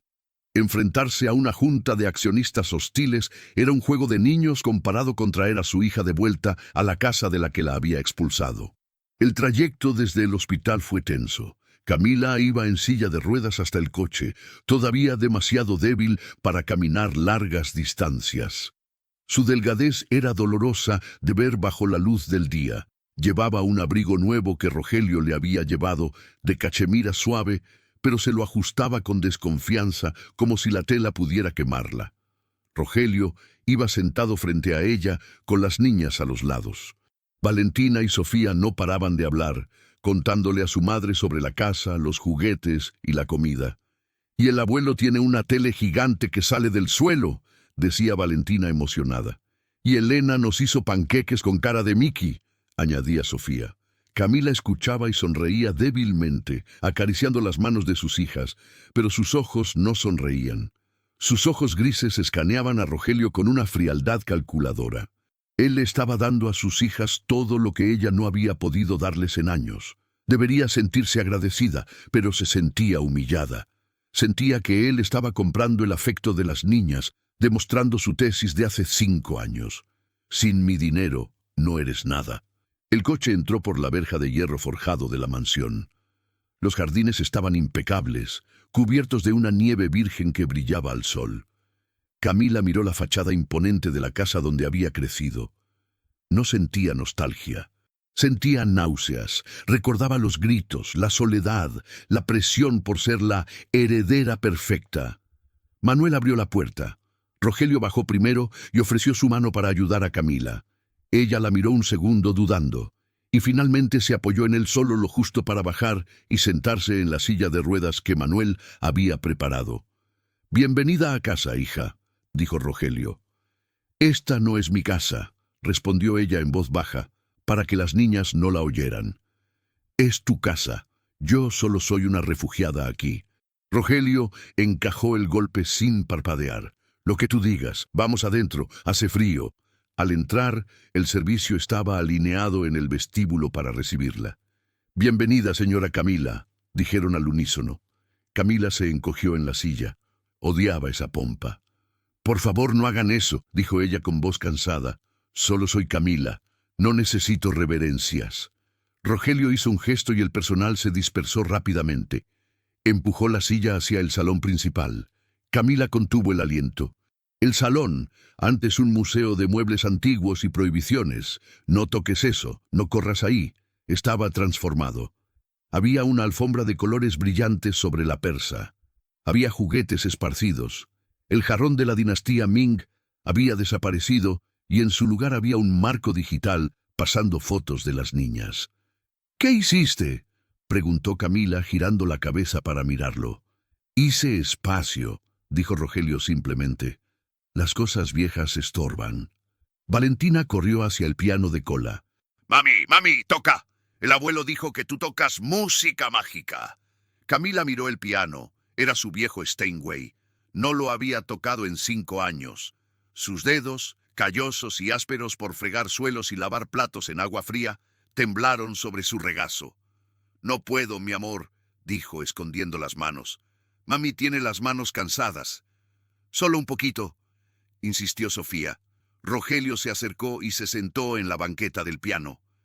Si mamá no puede, el abuelo intentará, dijo. Y con un dedo empezó a tocar torpemente la melodía de Estrellita, ¿dónde estás? Era ridículo, el gran magnate tocando como un niño de 3 años. Las niñas se rieron a carcajadas. Camila no se rió, pero la tensión en sus hombros bajó 1 milímetro. Él estaba intentándolo, realmente estaba haciendo el ridículo por ellas. Quiero ir a mi habitación, dijo Camila de repente, cortando el momento. Claro, tu antigua habitación está lista. No, lo interrumpió. No quiero mi antigua habitación. Esa habitación está llena de fantasmas. Quiero la de invitados, la de la planta baja, la que tiene salida al jardín. Pero esa es pequeña. Es la que quiero. Quiero poder salir si me siento asfixiada. Rogelio asintió. Como quieras. Elena te llevará. Esa noche, después de acostar a las niñas, que insistieron en dormir en la cama gigante de Rogelio otra vez, convirtiéndolo en rutina, Rogelio bajó a la cocina por un vaso de agua. Encontró a Camila allí. Estaba de pie, apoyada en la encimera, sosteniendo un vaso de leche, mirando hacia la oscuridad del jardín a través de la ventana. Llevaba una bata de seda que Elena le había prestado, pero aún se veía frágil, como si una brisa pudiera romperla. ¿No puedes dormir?, preguntó Rogelio, quedándose en el umbral. Camila no se giró. Estoy esperando a que vengas a decirme el precio, dijo ella. ¿El precio? De todo esto. Camila se giró, señalando la cocina de alta gama, la casa, la seguridad. Tú nunca das nada gratis, papá. Siempre hay una letra pequeña. ¿Qué quieres a cambio? La custodia de las niñas, que renuncie a mi apellido de casada, que firme un papel diciendo que estaba loca. Dímelo ya y acabemos con esto. Rogelio sintió un dolor agudo en el pecho. Cosechaba lo que había sembrado durante décadas. No hay precio, Camila. ¡Mentira!, gritó ella, y el vaso de leche tembló en su mano. Siempre hay un precio. Me echaste porque me casé con un pobre. Dejaste que mi marido muriera sin medicinas. ¿Y ahora eres el buen samaritano? No te creo. Porque tenía miedo. Rogelio gritó de vuelta entrando en la luz. Tenía miedo de que tuvieras razón. Tenía miedo de que fueras feliz sin mi dinero, y eso significaría que toda mi vida, todo mi imperio, no valía nada. Te castigué porque te envidiaba, Camila. Envidiaba que fueras capaz de amar a alguien más que al dinero. Camila se quedó paralizada. Nunca, jamás, había escuchado a su padre admitir una debilidad. Rogelio se acercó, con las manos abiertas en señal de rendición. El precio lo estoy pagando yo, hija. El precio es ver cómo me miran mis nietas y saber que no merezco su amor. El precio es ver tus manos destrozadas y saber que yo pude evitarlo. No quiero nada de ti, solo quiero que me dejes estar cerca, quiero verlas crecer y quiero que tú te cures. Eso es todo. Camila lo miró largamente, respiraba agitada. Hay una cosa más, dijo ella, y su tono cambió. Se volvió inquisitivo, peligroso.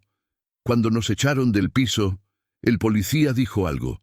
Dijo que la orden venía de arriba, de la empresa matriz, Inmobiliaria Vertex. El corazón de Rogelio se detuvo. El mundo se congeló. Nunca había oído hablar de esa empresa, continuó Camila, frunciendo el ceño. Pero busqué el nombre en el hospital, en el teléfono de una enfermera. Vertex es una sociedad anónima. No aparecen los dueños. Rogelio mantuvo su rostro impasible, usando cada gramo de su experiencia en póker empresarial. Sus manos sudaban frío. Son fondos buitre, Camila. Inversores sin cara. Compran deuda y ejecutan. Son plagas. ¿Tú tienes negocios con ellos? preguntó ella directamente. Sus ojos grises se clavaron en los de él como taladros. Era el momento. La verdad o la mentira. La redención o la supervivencia. No, mintió Rogelio sin pestañear. No hago negocios con esa gente. Mis negocios son la construcción y la banca, no la especulación barata. Camila sostuvo su mirada unos segundos más. Parecía estar buscando la grieta en su armadura. Finalmente, suspiró y bajó la vista hacia su vaso de leche. Me alegro, dijo, porque si me enterara de que tuviste algo que ver con esa gente, con la gente que nos tiró a la calle como basura, te juro, papá, que cogería a las niñas y desaparecería, y esta vez no nos encontrarías nunca. Nunca lo harás, dijo Rogelio, sintiendo que la bilis le subía a la garganta por la mentira. Ahora ve a descansar. Mañana vendrá un fisioterapeuta para ti. Tienes que recuperar fuerzas. Camila asintió y salió de la cocina arrastrando los pies. Rogelio se quedó solo, apoyado en la encimera temblando. Había salvado el momento, pero había sellado su destino. Ahora no solo era un mal padre arrepentido, era un mentiroso que dormía bajo el mismo techo que sus víctimas. Miró su reflejo en la ventana oscura. No vio a un millonario. Vio a un hombre caminando sobre una cuerda floja, sobre un abismo de fuego, y la cuerda se estaba deshilachando. La falsa paz en la mansión Montenegro duró exactamente 72 horas. Fueron 3 días de un idilio frágil, construido sobre cimientos de cristal, donde las risas de Valentina y Sofía llenaban los pasillos y enmascaraban la tensión subterránea que vibraba entre padre e hija. Rogelio se esforzaba demasiado, con esa intensidad maníaca de quien sabe que camina sobre una mina antipersona. Compraba regalos absurdos, organizaba meriendas excesivas y evitaba cualquier conversación profunda con Camila, escudándose en llamadas de trabajo ficticias cada vez que ella lo miraba con demasiada intensidad. La explosión llegó un martes por la noche, durante la cena. Fuera, una nueva tormenta azotaba Madrid, golpeando las ventanas blindadas con furia. Dentro, el comedor estaba iluminado por la luz cálida de las velas, idea de las niñas. Camila, con un poco más de color en las mejillas, aunque todavía dolorosamente delgada, cortaba un trozo de pollo para Sofía. Rogelio las observaba desde la cabecera, con una copa de vino tinto intacta en la mano, sintiendo por primera vez en años que su vida tenía un propósito más allá de acumular ceros en una cuenta bancaria. El intercomunicador de la pared zumbó, rompiendo la armonía. «Señor Montenegro», la voz del jefe de seguridad sonaba tensa. «Tenemos una situación en la puerta principal. Hay un hombre que insiste en verlo. Dice que es urgente». Rogelio frunció el ceño. «No recibo a nadie a estas horas. Que se vaya o llamen a la policía». «Señor, dice que se llama Serrano. Dice que usted sabe por qué está aquí y que si no lo recibe, hablará con la prensa que está aparcada en la esquina cubriendo la tormenta». El color desapareció del rostro de Rogelio. Serrano. El gerente de inmobiliaria Vertex, el hombre que había firmado el desahucio y al que Rogelio había despedido fulminantemente por teléfono días atrás para cubrir su propio rastro. Era un cabo suelto que volvía para estrangularlo. «Manuel», dijo Rogelio, levantándose tan bruscamente que su silla chilló contra el suelo. «Lleva a las niñas y a Camila al salón de juegos. Pone una película. Suban el volumen». Camila lo miró, alerta. Su instinto de supervivencia, afilado en las calles, detectó el pánico en los ojos de su padre. «¿Quién es Serrano?», preguntó ella. «Nadie. Un ex empleado descontento. Asuntos aburridos de la empresa. Por favor, ve con las niñas». Pero fue demasiado tarde. Antes de que Manuel pudiera escoltarlas, se escuchó un alboroto en el vestíbulo. Gritos, el sonido de un cuerpo chocando contra una puerta. Y entonces Serrano irrumpió en el comedor, con el abrigo empapado y los ojos inyectados en odio, seguido por 2 guardias de seguridad que intentaban sujetarlo. «¡Suéltenme, gorilas!», gritó Serrano, sacudiéndose. «Vengo a cobrar mi finiquito, Rogelio. No puedes echarme como a un perro después de 15 años haciéndote el trabajo sucio».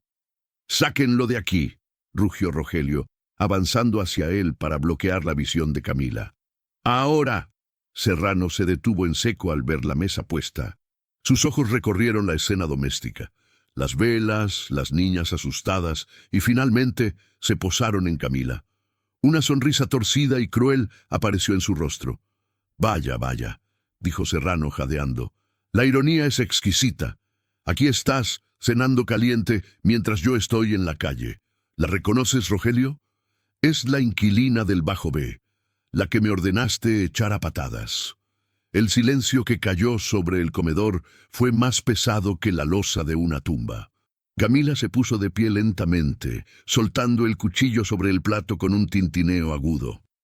«¿Qué ha dicho?», preguntó ella con una voz que apenas era un susurro. Rogelio se giró, desesperado.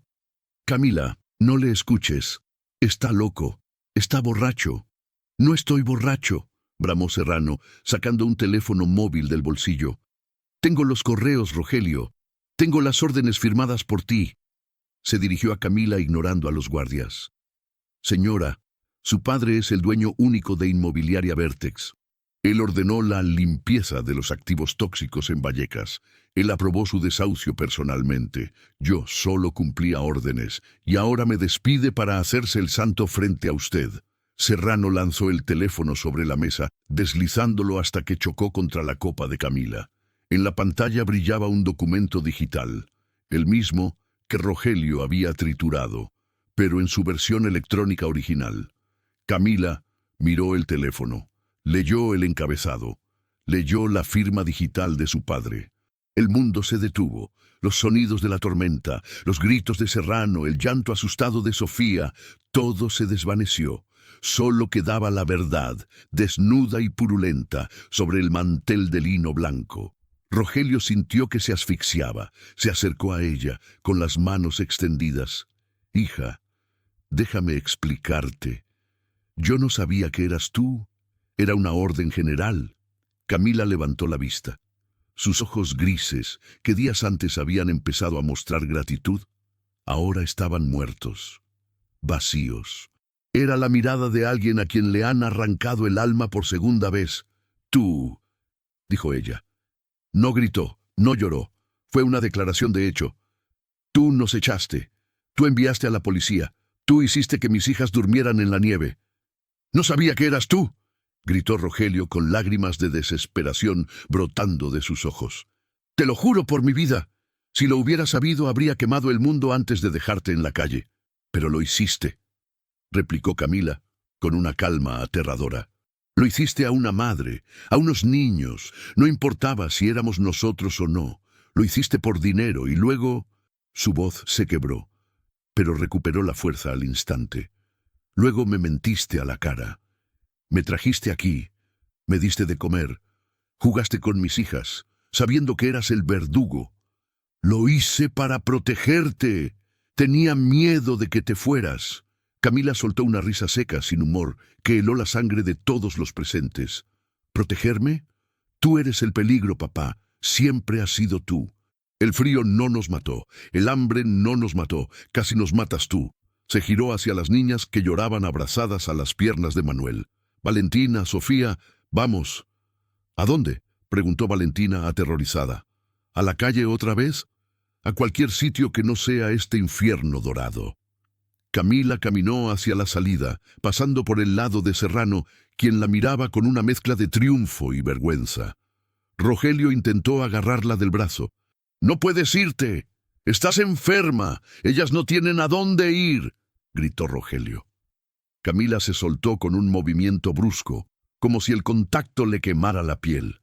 «Prefiero morir en una cuneta con dignidad que vivir un minuto más bajo el mismo techo que tú. Eres un monstruo, Rogelio Montenegro, y esta vez no voy a volver nunca». Camila salió del comedor arrastrando los pies, débil pero impulsada por una furia nuclear. Rogelio se quedó petrificado, viendo cómo su vida se desmoronaba en tiempo real. Serrano, viendo el daño hecho, soltó una carcajada nerviosa. «Bueno, creo que ya tengo mi finiquito», murmuró. Rogelio se giró hacia él. No había humanidad en sus ojos en ese momento, solo una oscuridad abisal. «Sáquenlo», dijo en voz baja a los guardias, «y asegúrense de que no vuelva a caminar sin dolor en lo que le queda de vida». Mientras los guardias arrastraban a Serrano fuera, Rogelio corrió tras su hija. No podía dejar que saliera a la tormenta. No otra vez. El vestíbulo de la mansión era un escenario de caos emocional. Camila intentaba abrir la pesada puerta de roble con manos temblorosas, pero estaba cerrada con llave por el sistema de seguridad nocturno. Golpeaba la madera con los puños, frustrada, llorando de pura impotencia. Valentina y Sofía estaban sentadas en el primer escalón de la escalera, abrazadas, mirando la escena con ojos que habían visto demasiadas tragedias para su corta edad. «¡Abre la maldita puerta!», gritó Camila al ver a Rogelio aparecer por el pasillo. Se apoyó contra la pared, deslizándose hasta el suelo porque sus piernas ya no la sostenían. Su cuerpo, aún en recuperación, estaba colapsando por el estrés. Rogelio se detuvo a 3 metros de ella. No se acercó. Sabía que si se acercaba, ella lo atacaría o se rompería. «No voy a abrirla», dijo él. Su voz no era autoritaria, era suplicante. «Fuera hay 10 grados bajo cero, Camila. Está nevando. Si sales te mueres, y ellas se mueren». «Me da igual», sollozó ella, escondiendo la cara entre las rodillas. «Cualquier cosa es mejor que estar contigo. Me das asco. Todo esto es mentira. Tus regalos, tu preocupación, todo es culpa. Solo quieres limpiar tu conciencia». Rogelio miró a sus nietas. Sofía tenía el pulgar en la boca. Valentina le sostenía la mano. Ellas eran las únicas inocentes en esa guerra. Rogelio respiró hondo. Sabía lo que tenía que hacer. Era el movimiento más arriesgado de su vida, más arriesgado que cualquier inversión en bolsa. Tenía que desnudarse emocionalmente, algo que no había hecho ni con sus esposas, ni con sus padres, ni con nadie. Caminó lentamente hasta el centro del vestíbulo y se dejó caer de rodillas sobre el mármol frío. No se arrodilló para pedir perdón, se arrodilló porque el peso de su propia miseria no le permitía estar de pie. «Tienes razón», dijo Rogelio. Su voz resonó en la estancia alta. «Soy un monstruo. Tienes toda la razón». Camila levantó la cabeza, sorprendida por la confesión. «No te eché hace 5 años porque te casaras con un pobre», continuó Rogelio mirando al suelo, incapaz de sostener la mirada de su hija. «Esa fue la excusa. La verdad es mucho más patética». Las niñas dejaron de llorar, escuchando el tono grave de su abuelo. «Te eché porque tenía celos», confesó Rogelio. Las palabras salían como piedras de su garganta. «Tenía celos de Julián. Tenía celos de que él, sin tener nada, podía hacerte sonreír de una manera que yo nunca pude con todos mis millones. Odiaba veros felices. Odiaba sentirme innecesario. Yo pensaba que si te quitaba el dinero, volverías corriendo a mí. Pensaba que el amor era una transacción. Yo te pago, tú me quieres». Camila lo miraba fijamente, con la boca entreabierta. Nunca había escuchado a su padre hablar así. «Cuando firmé esas órdenes de desahucio», Rogelio levantó la vista con los ojos llenos de lágrimas. «No miré los nombres. Para mí la gente pobre no eran personas. Eran números, eran obstáculos. Me había convertido en una máquina, hasta que te vi en la nieve. Cuando vi tus ojos, cuando vi mis ojos en la cara de esas niñas, me di cuenta de que yo era el hombre más pobre del mundo». Se arrastró de rodillas unos centímetros hacia ella. «No te pido que me perdones. Lo que hice es imperdonable, pero te pido que me uses. Úsame, Camila. Mi dinero, mi casa, mi poder, todo es tuyo. Quédate, no por mí, por ellas. Haz que yo pague cada centavo de lo que sufrieron. Conviérteme en tu sirviente si quieres. Insúltame cada mañana. Pero no te lleves a mis nietas al frío. No las castigues a ellas por odiarme a mí». Hubo un silencio largo, denso. Solo se oía el viento aullando fuera, arañando la puerta que Rogelio se negaba a abrir. Camila miró a sus hijas. Vio el pijama caliente de Sofía. Vio los juguetes en el salón. Vio la seguridad, el calor, la comida. Y luego pensó en el banco del parque, en el frío que le mordía los huesos, en el terror de no saber si despertarían al día siguiente. Miró a su padre, un viejo arrodillado, llorando, ofreciéndole las llaves de su reino a cambio de no quedarse solo. Ya no veía al tirano todopoderoso. Veía a un hombre roto, desesperado por una segunda oportunidad que sabía que no merecía. Valentina se levantó del escalón. Caminó con sus piecitos descalzos hasta Rogelio y le puso la mano en el hombro. «Abuelo, no llores», dijo la niña. «Mami, el abuelo está triste». Ese gesto simple rompió la presa. Camila rompió a llorar. Un llanto profundo y liberador que venía desde el fondo de su alma. Lloró por Julián, lloró por los años perdidos, lloró por la crueldad y por la injusticia. Rogelio no se movió, dejó que ella llorara. Esperó la sentencia. Finalmente, Camila se secó las lágrimas con la manga de su bata. Se puso de pie, apoyándose en la pared. Estaba pálida, temblorosa, pero sus ojos tenían una nueva determinación. Ya no era la víctima, era la matriarca. «Levántate», le ordenó a su padre. Rogelio obedeció torpemente, crujiendo sus articulaciones. «Me quedaré», dijo Camila. Rogelio soltó el aire, aliviado, pero ella levantó la mano. «Me quedaré, pero las reglas cambian hoy. Esta empresa, Vertex, va a desaparecer. Vas a usar ese dinero para abrir una fundación. Vamos a ayudar a cada familia que echaste, a cada una. Tú personalmente vas a ir a pedirles perdón». «Lo haré», dijo Rogelio inmediatamente. «Mañana mismo. Y no vas a intentar comprarme nunca más. Si compras un regalo para las niñas, será porque las quieres, no porque te sientas culpable. Y si alguna vez, una sola vez, vuelves a mentirme, me iré y no me verás ni en pintura». «Trato hecho», dijo Rogelio, y por primera vez en su vida sentía que había cerrado el mejor negocio de su carrera, uno donde perdía todo su dinero, pero ganaba algo real. Camila suspiró, agotada. Extendió los brazos hacia las niñas. «Vengan aquí». Valentina y Sofía corrieron hacia ella y se abrazaron en un nudo de extremidades.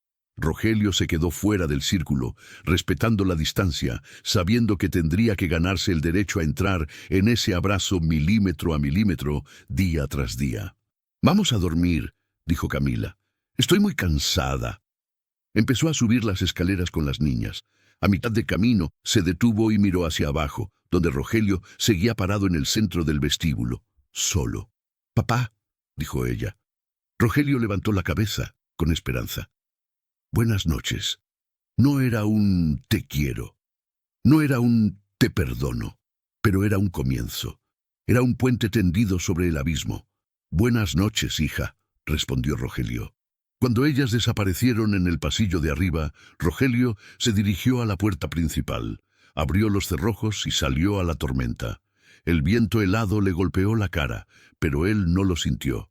Se quedó allí, en el pórtico, mirando la nieve caer, dejando que el frío le recordara que estaba vivo y que tenía una tarea monumental por delante. Dejar de ser un millonario para convertirse finalmente en un hombre. La nieve caía sobre Madrid con la misma intensidad que aquella noche fatídica de hace un año. Los copos, grandes y espesos, cubrían las aceras del barrio de Salamanca, silenciando el tráfico y pintando la ciudad de blanco. Pero esta vez, la nieve no se sentía como una amenaza mortal ni como un sudario frío. Desde la ventana del salón principal de la mansión Montenegro, la nieve parecía confeti, una celebración silenciosa que caía del cielo para marcar el aniversario del milagro. Dentro la mansión era irreconocible, donde antes había esculturas frías de mármol y pasillos vacíos que resonaban con ecos solitarios. Ahora había vida, una vida ruidosa, desordenada y maravillosamente cálida. El árbol de Navidad, un pino natural de 3 metros de altura, dominaba el centro de la sala, decorado no por diseñadores profesionales, sino por las manos inexpertas de 2 niñas de 5 años y un abuelo con artritis. Las bolas de cristal de Swarovski convivían con adornos de cartulina, macarrones pintados con purpurina y ángeles de papel con sonrisas chuecas. El olor era lo que más había cambiado. Ya no olía a cera de muebles y encierro. Olía a pavo asado, a canela, a chocolate caliente y a leña quemándose en la chimenea. Rogelio Montenegro, el antiguo tiburón de las finanzas, estaba sentado en la alfombra persa, que ahora tenía una mancha de jugo de uva que él se había negado a limpiar porque le daba carácter, rodeado de papel de regalo rasgado. No llevaba su traje de 3 piezas. Llevaba un jersey de lana rojo con un reno tejido en el pecho. un regalo de broma de Camila que él había decidido usar con un orgullo desafiante. «¡Más rápido, abuelo, más rápido!», gritaba Sofía, corriendo alrededor del sofá con una capa de superhéroe hecha con una toalla. «¡Cuidado con el jarrón!», advirtió Rogelio por costumbre, y luego se corrigió riendo. «Ah, no importa. Si se rompe, compramos otro». El timbre de la puerta sonó. No era un timbre discreto. Era una melodía navideña que Valentina había insistido en instalar. Elena, que ahora llevaba un vestido de fiesta en lugar de su uniforme de servicio porque Rogelio había prohibido terminantemente que alguien trabajara esa noche, fue a abrir. El vestíbulo se llenó de gente, pero no eran los socios comerciales de Rogelio, ni banqueros, ni políticos. Eran las familias. Entró la señora del sótano de Vallecas, la que le había dado la caja con los dibujos hace un año. Venía con un abrigo nuevo y una tarta casera en las manos. Detrás de ella entraron los Martínez, una familia de 5 que Rogelio había realojado personalmente en un piso luminoso de la Castellana. Y luego los García y los Pérez. Eran las familias que Inmobiliaria Vértex había intentado aplastar y que ahora formaban parte de la Fundación Julián García, la organización sin fines de lucro que Rogelio había creado en honor al difunto esposo de su hija. Camila bajó las escaleras. Rogelio se quedó sin aliento al verla.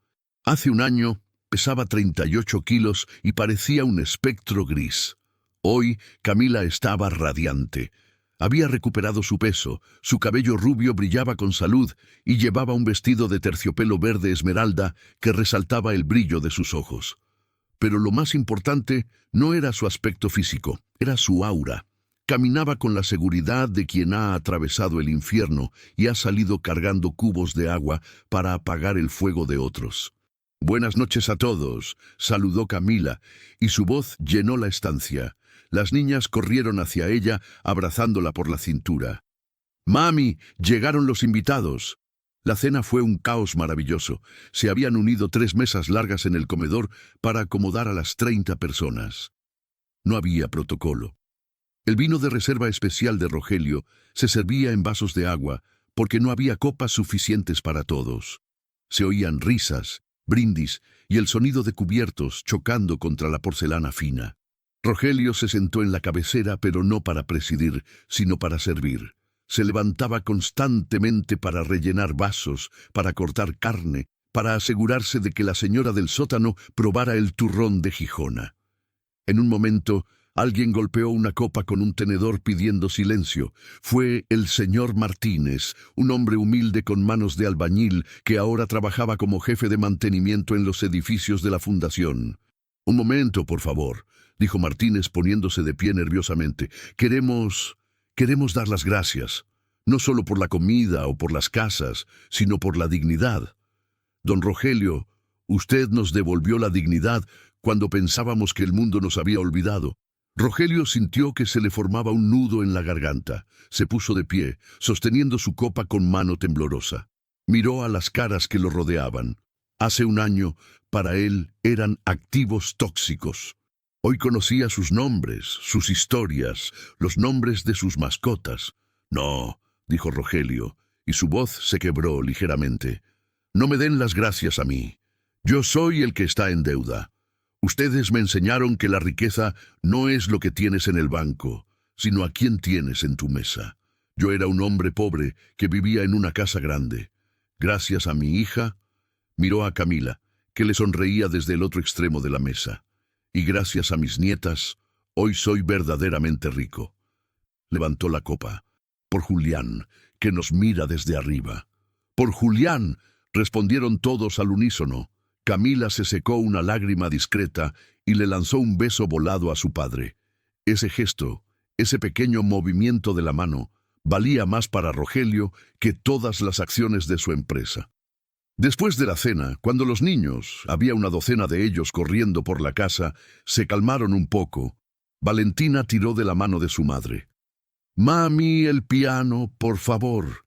Camila miró el Steinway negro en la esquina del salón. Durante meses, después de volver, no había podido tocarlo. Le traía demasiados recuerdos de su vida anterior, de la perfección exigida. Pero esta noche era diferente. Se sentó frente a las teclas. El silencio se hizo en la sala. Rogelio se acercó y se apoyó en el marco de la chimenea, observando. Camila posó los dedos sobre el marfil, cerró los ojos y empezó a tocar. No tocó una pieza clásica compleja para presumir de técnica. Tocó una melodía sencilla, dulce y melancólica. Era la canción de cuna que Julián solía tararearles a las niñas cuando tenían miedo de las tormentas. Las notas flotaron en el aire, cargadas de amor y de memoria. Rogelio vio cómo las gemelas se sentaban a los pies de su madre, hipnotizadas. Vio la paz en el rostro de Camila. Sus manos, que hace un año estaban agrietadas por el frío y el trabajo duro, ahora volaban sobre las teclas creando belleza. Era la prueba definitiva de la curación. Cuando la última nota se desvaneció, hubo un momento de silencio reverente antes de que estallaran los aplausos. Camila se levantó y abrazó a sus hijas. La noche avanzaba y los invitados comenzaron a irse, llevándose sobras de comida y juguetes que Rogelio insistió en regalar a los otros niños. Cuando la puerta se cerró tras el último invitado, la casa quedó en un silencio cómodo, el silencio del cansancio feliz. «A la cama, señoritas», ordenó Camila. «Papá Noel no viene si hay ojos abiertos». «Un cuento», suplicó Sofía. «El abuelo prometió un cuento». Rogelio miró a Camila buscando permiso. Ella asintió, sonriendo mientras recogía unas copas. «Solo uno. Y corto». Rogelio llevó a las niñas escaleras arriba a su habitación. Ya no dormían con él. Tenían su propio cuarto, pintado de azul cielo, con camas en forma de nubes. Las arropó bajo los edredones de plumas. Se sentó en la mecedora entre las dos camas y abrió un libro grande de cuentos clásicos. Pero lo cerró enseguida. «Hoy no voy a leer», dijo. «Hoy voy a contarles una historia de verdad». Las niñas abrieron los ojos como platos. «¿De miedo?», preguntó Valentina. «Un poco. Al principio da miedo. Se trata de un rey que vivía en un castillo de hielo». «¿Como Frozen?», preguntó Sofía. «Parecido. Pero este rey no tenía magia en las manos, tenía hielo en el corazón». Rogelio miró hacia la ventana, donde la nieve seguía cayendo. El rey pensaba que lo más importante del mundo era su tesoro. Guardaba monedas de oro y joyas y construía muros muy altos para que nadie entrara, pero se olvidó de que, dentro de los muros, se estaba quedando muy solo. Las niñas escuchaban atentamente. El rey tenía una princesa, pero la echó del castillo porque ella quería cantar canciones con un trovador pobre, en lugar de contar monedas. Y pasaron los años, y el castillo del rey se volvió cada vez más frío, tan frío que el fuego de las chimeneas no calentaba. «¡Qué tonto!», dijo Sofía. «Muy tonto», coincidió Rogelio, con una sonrisa triste.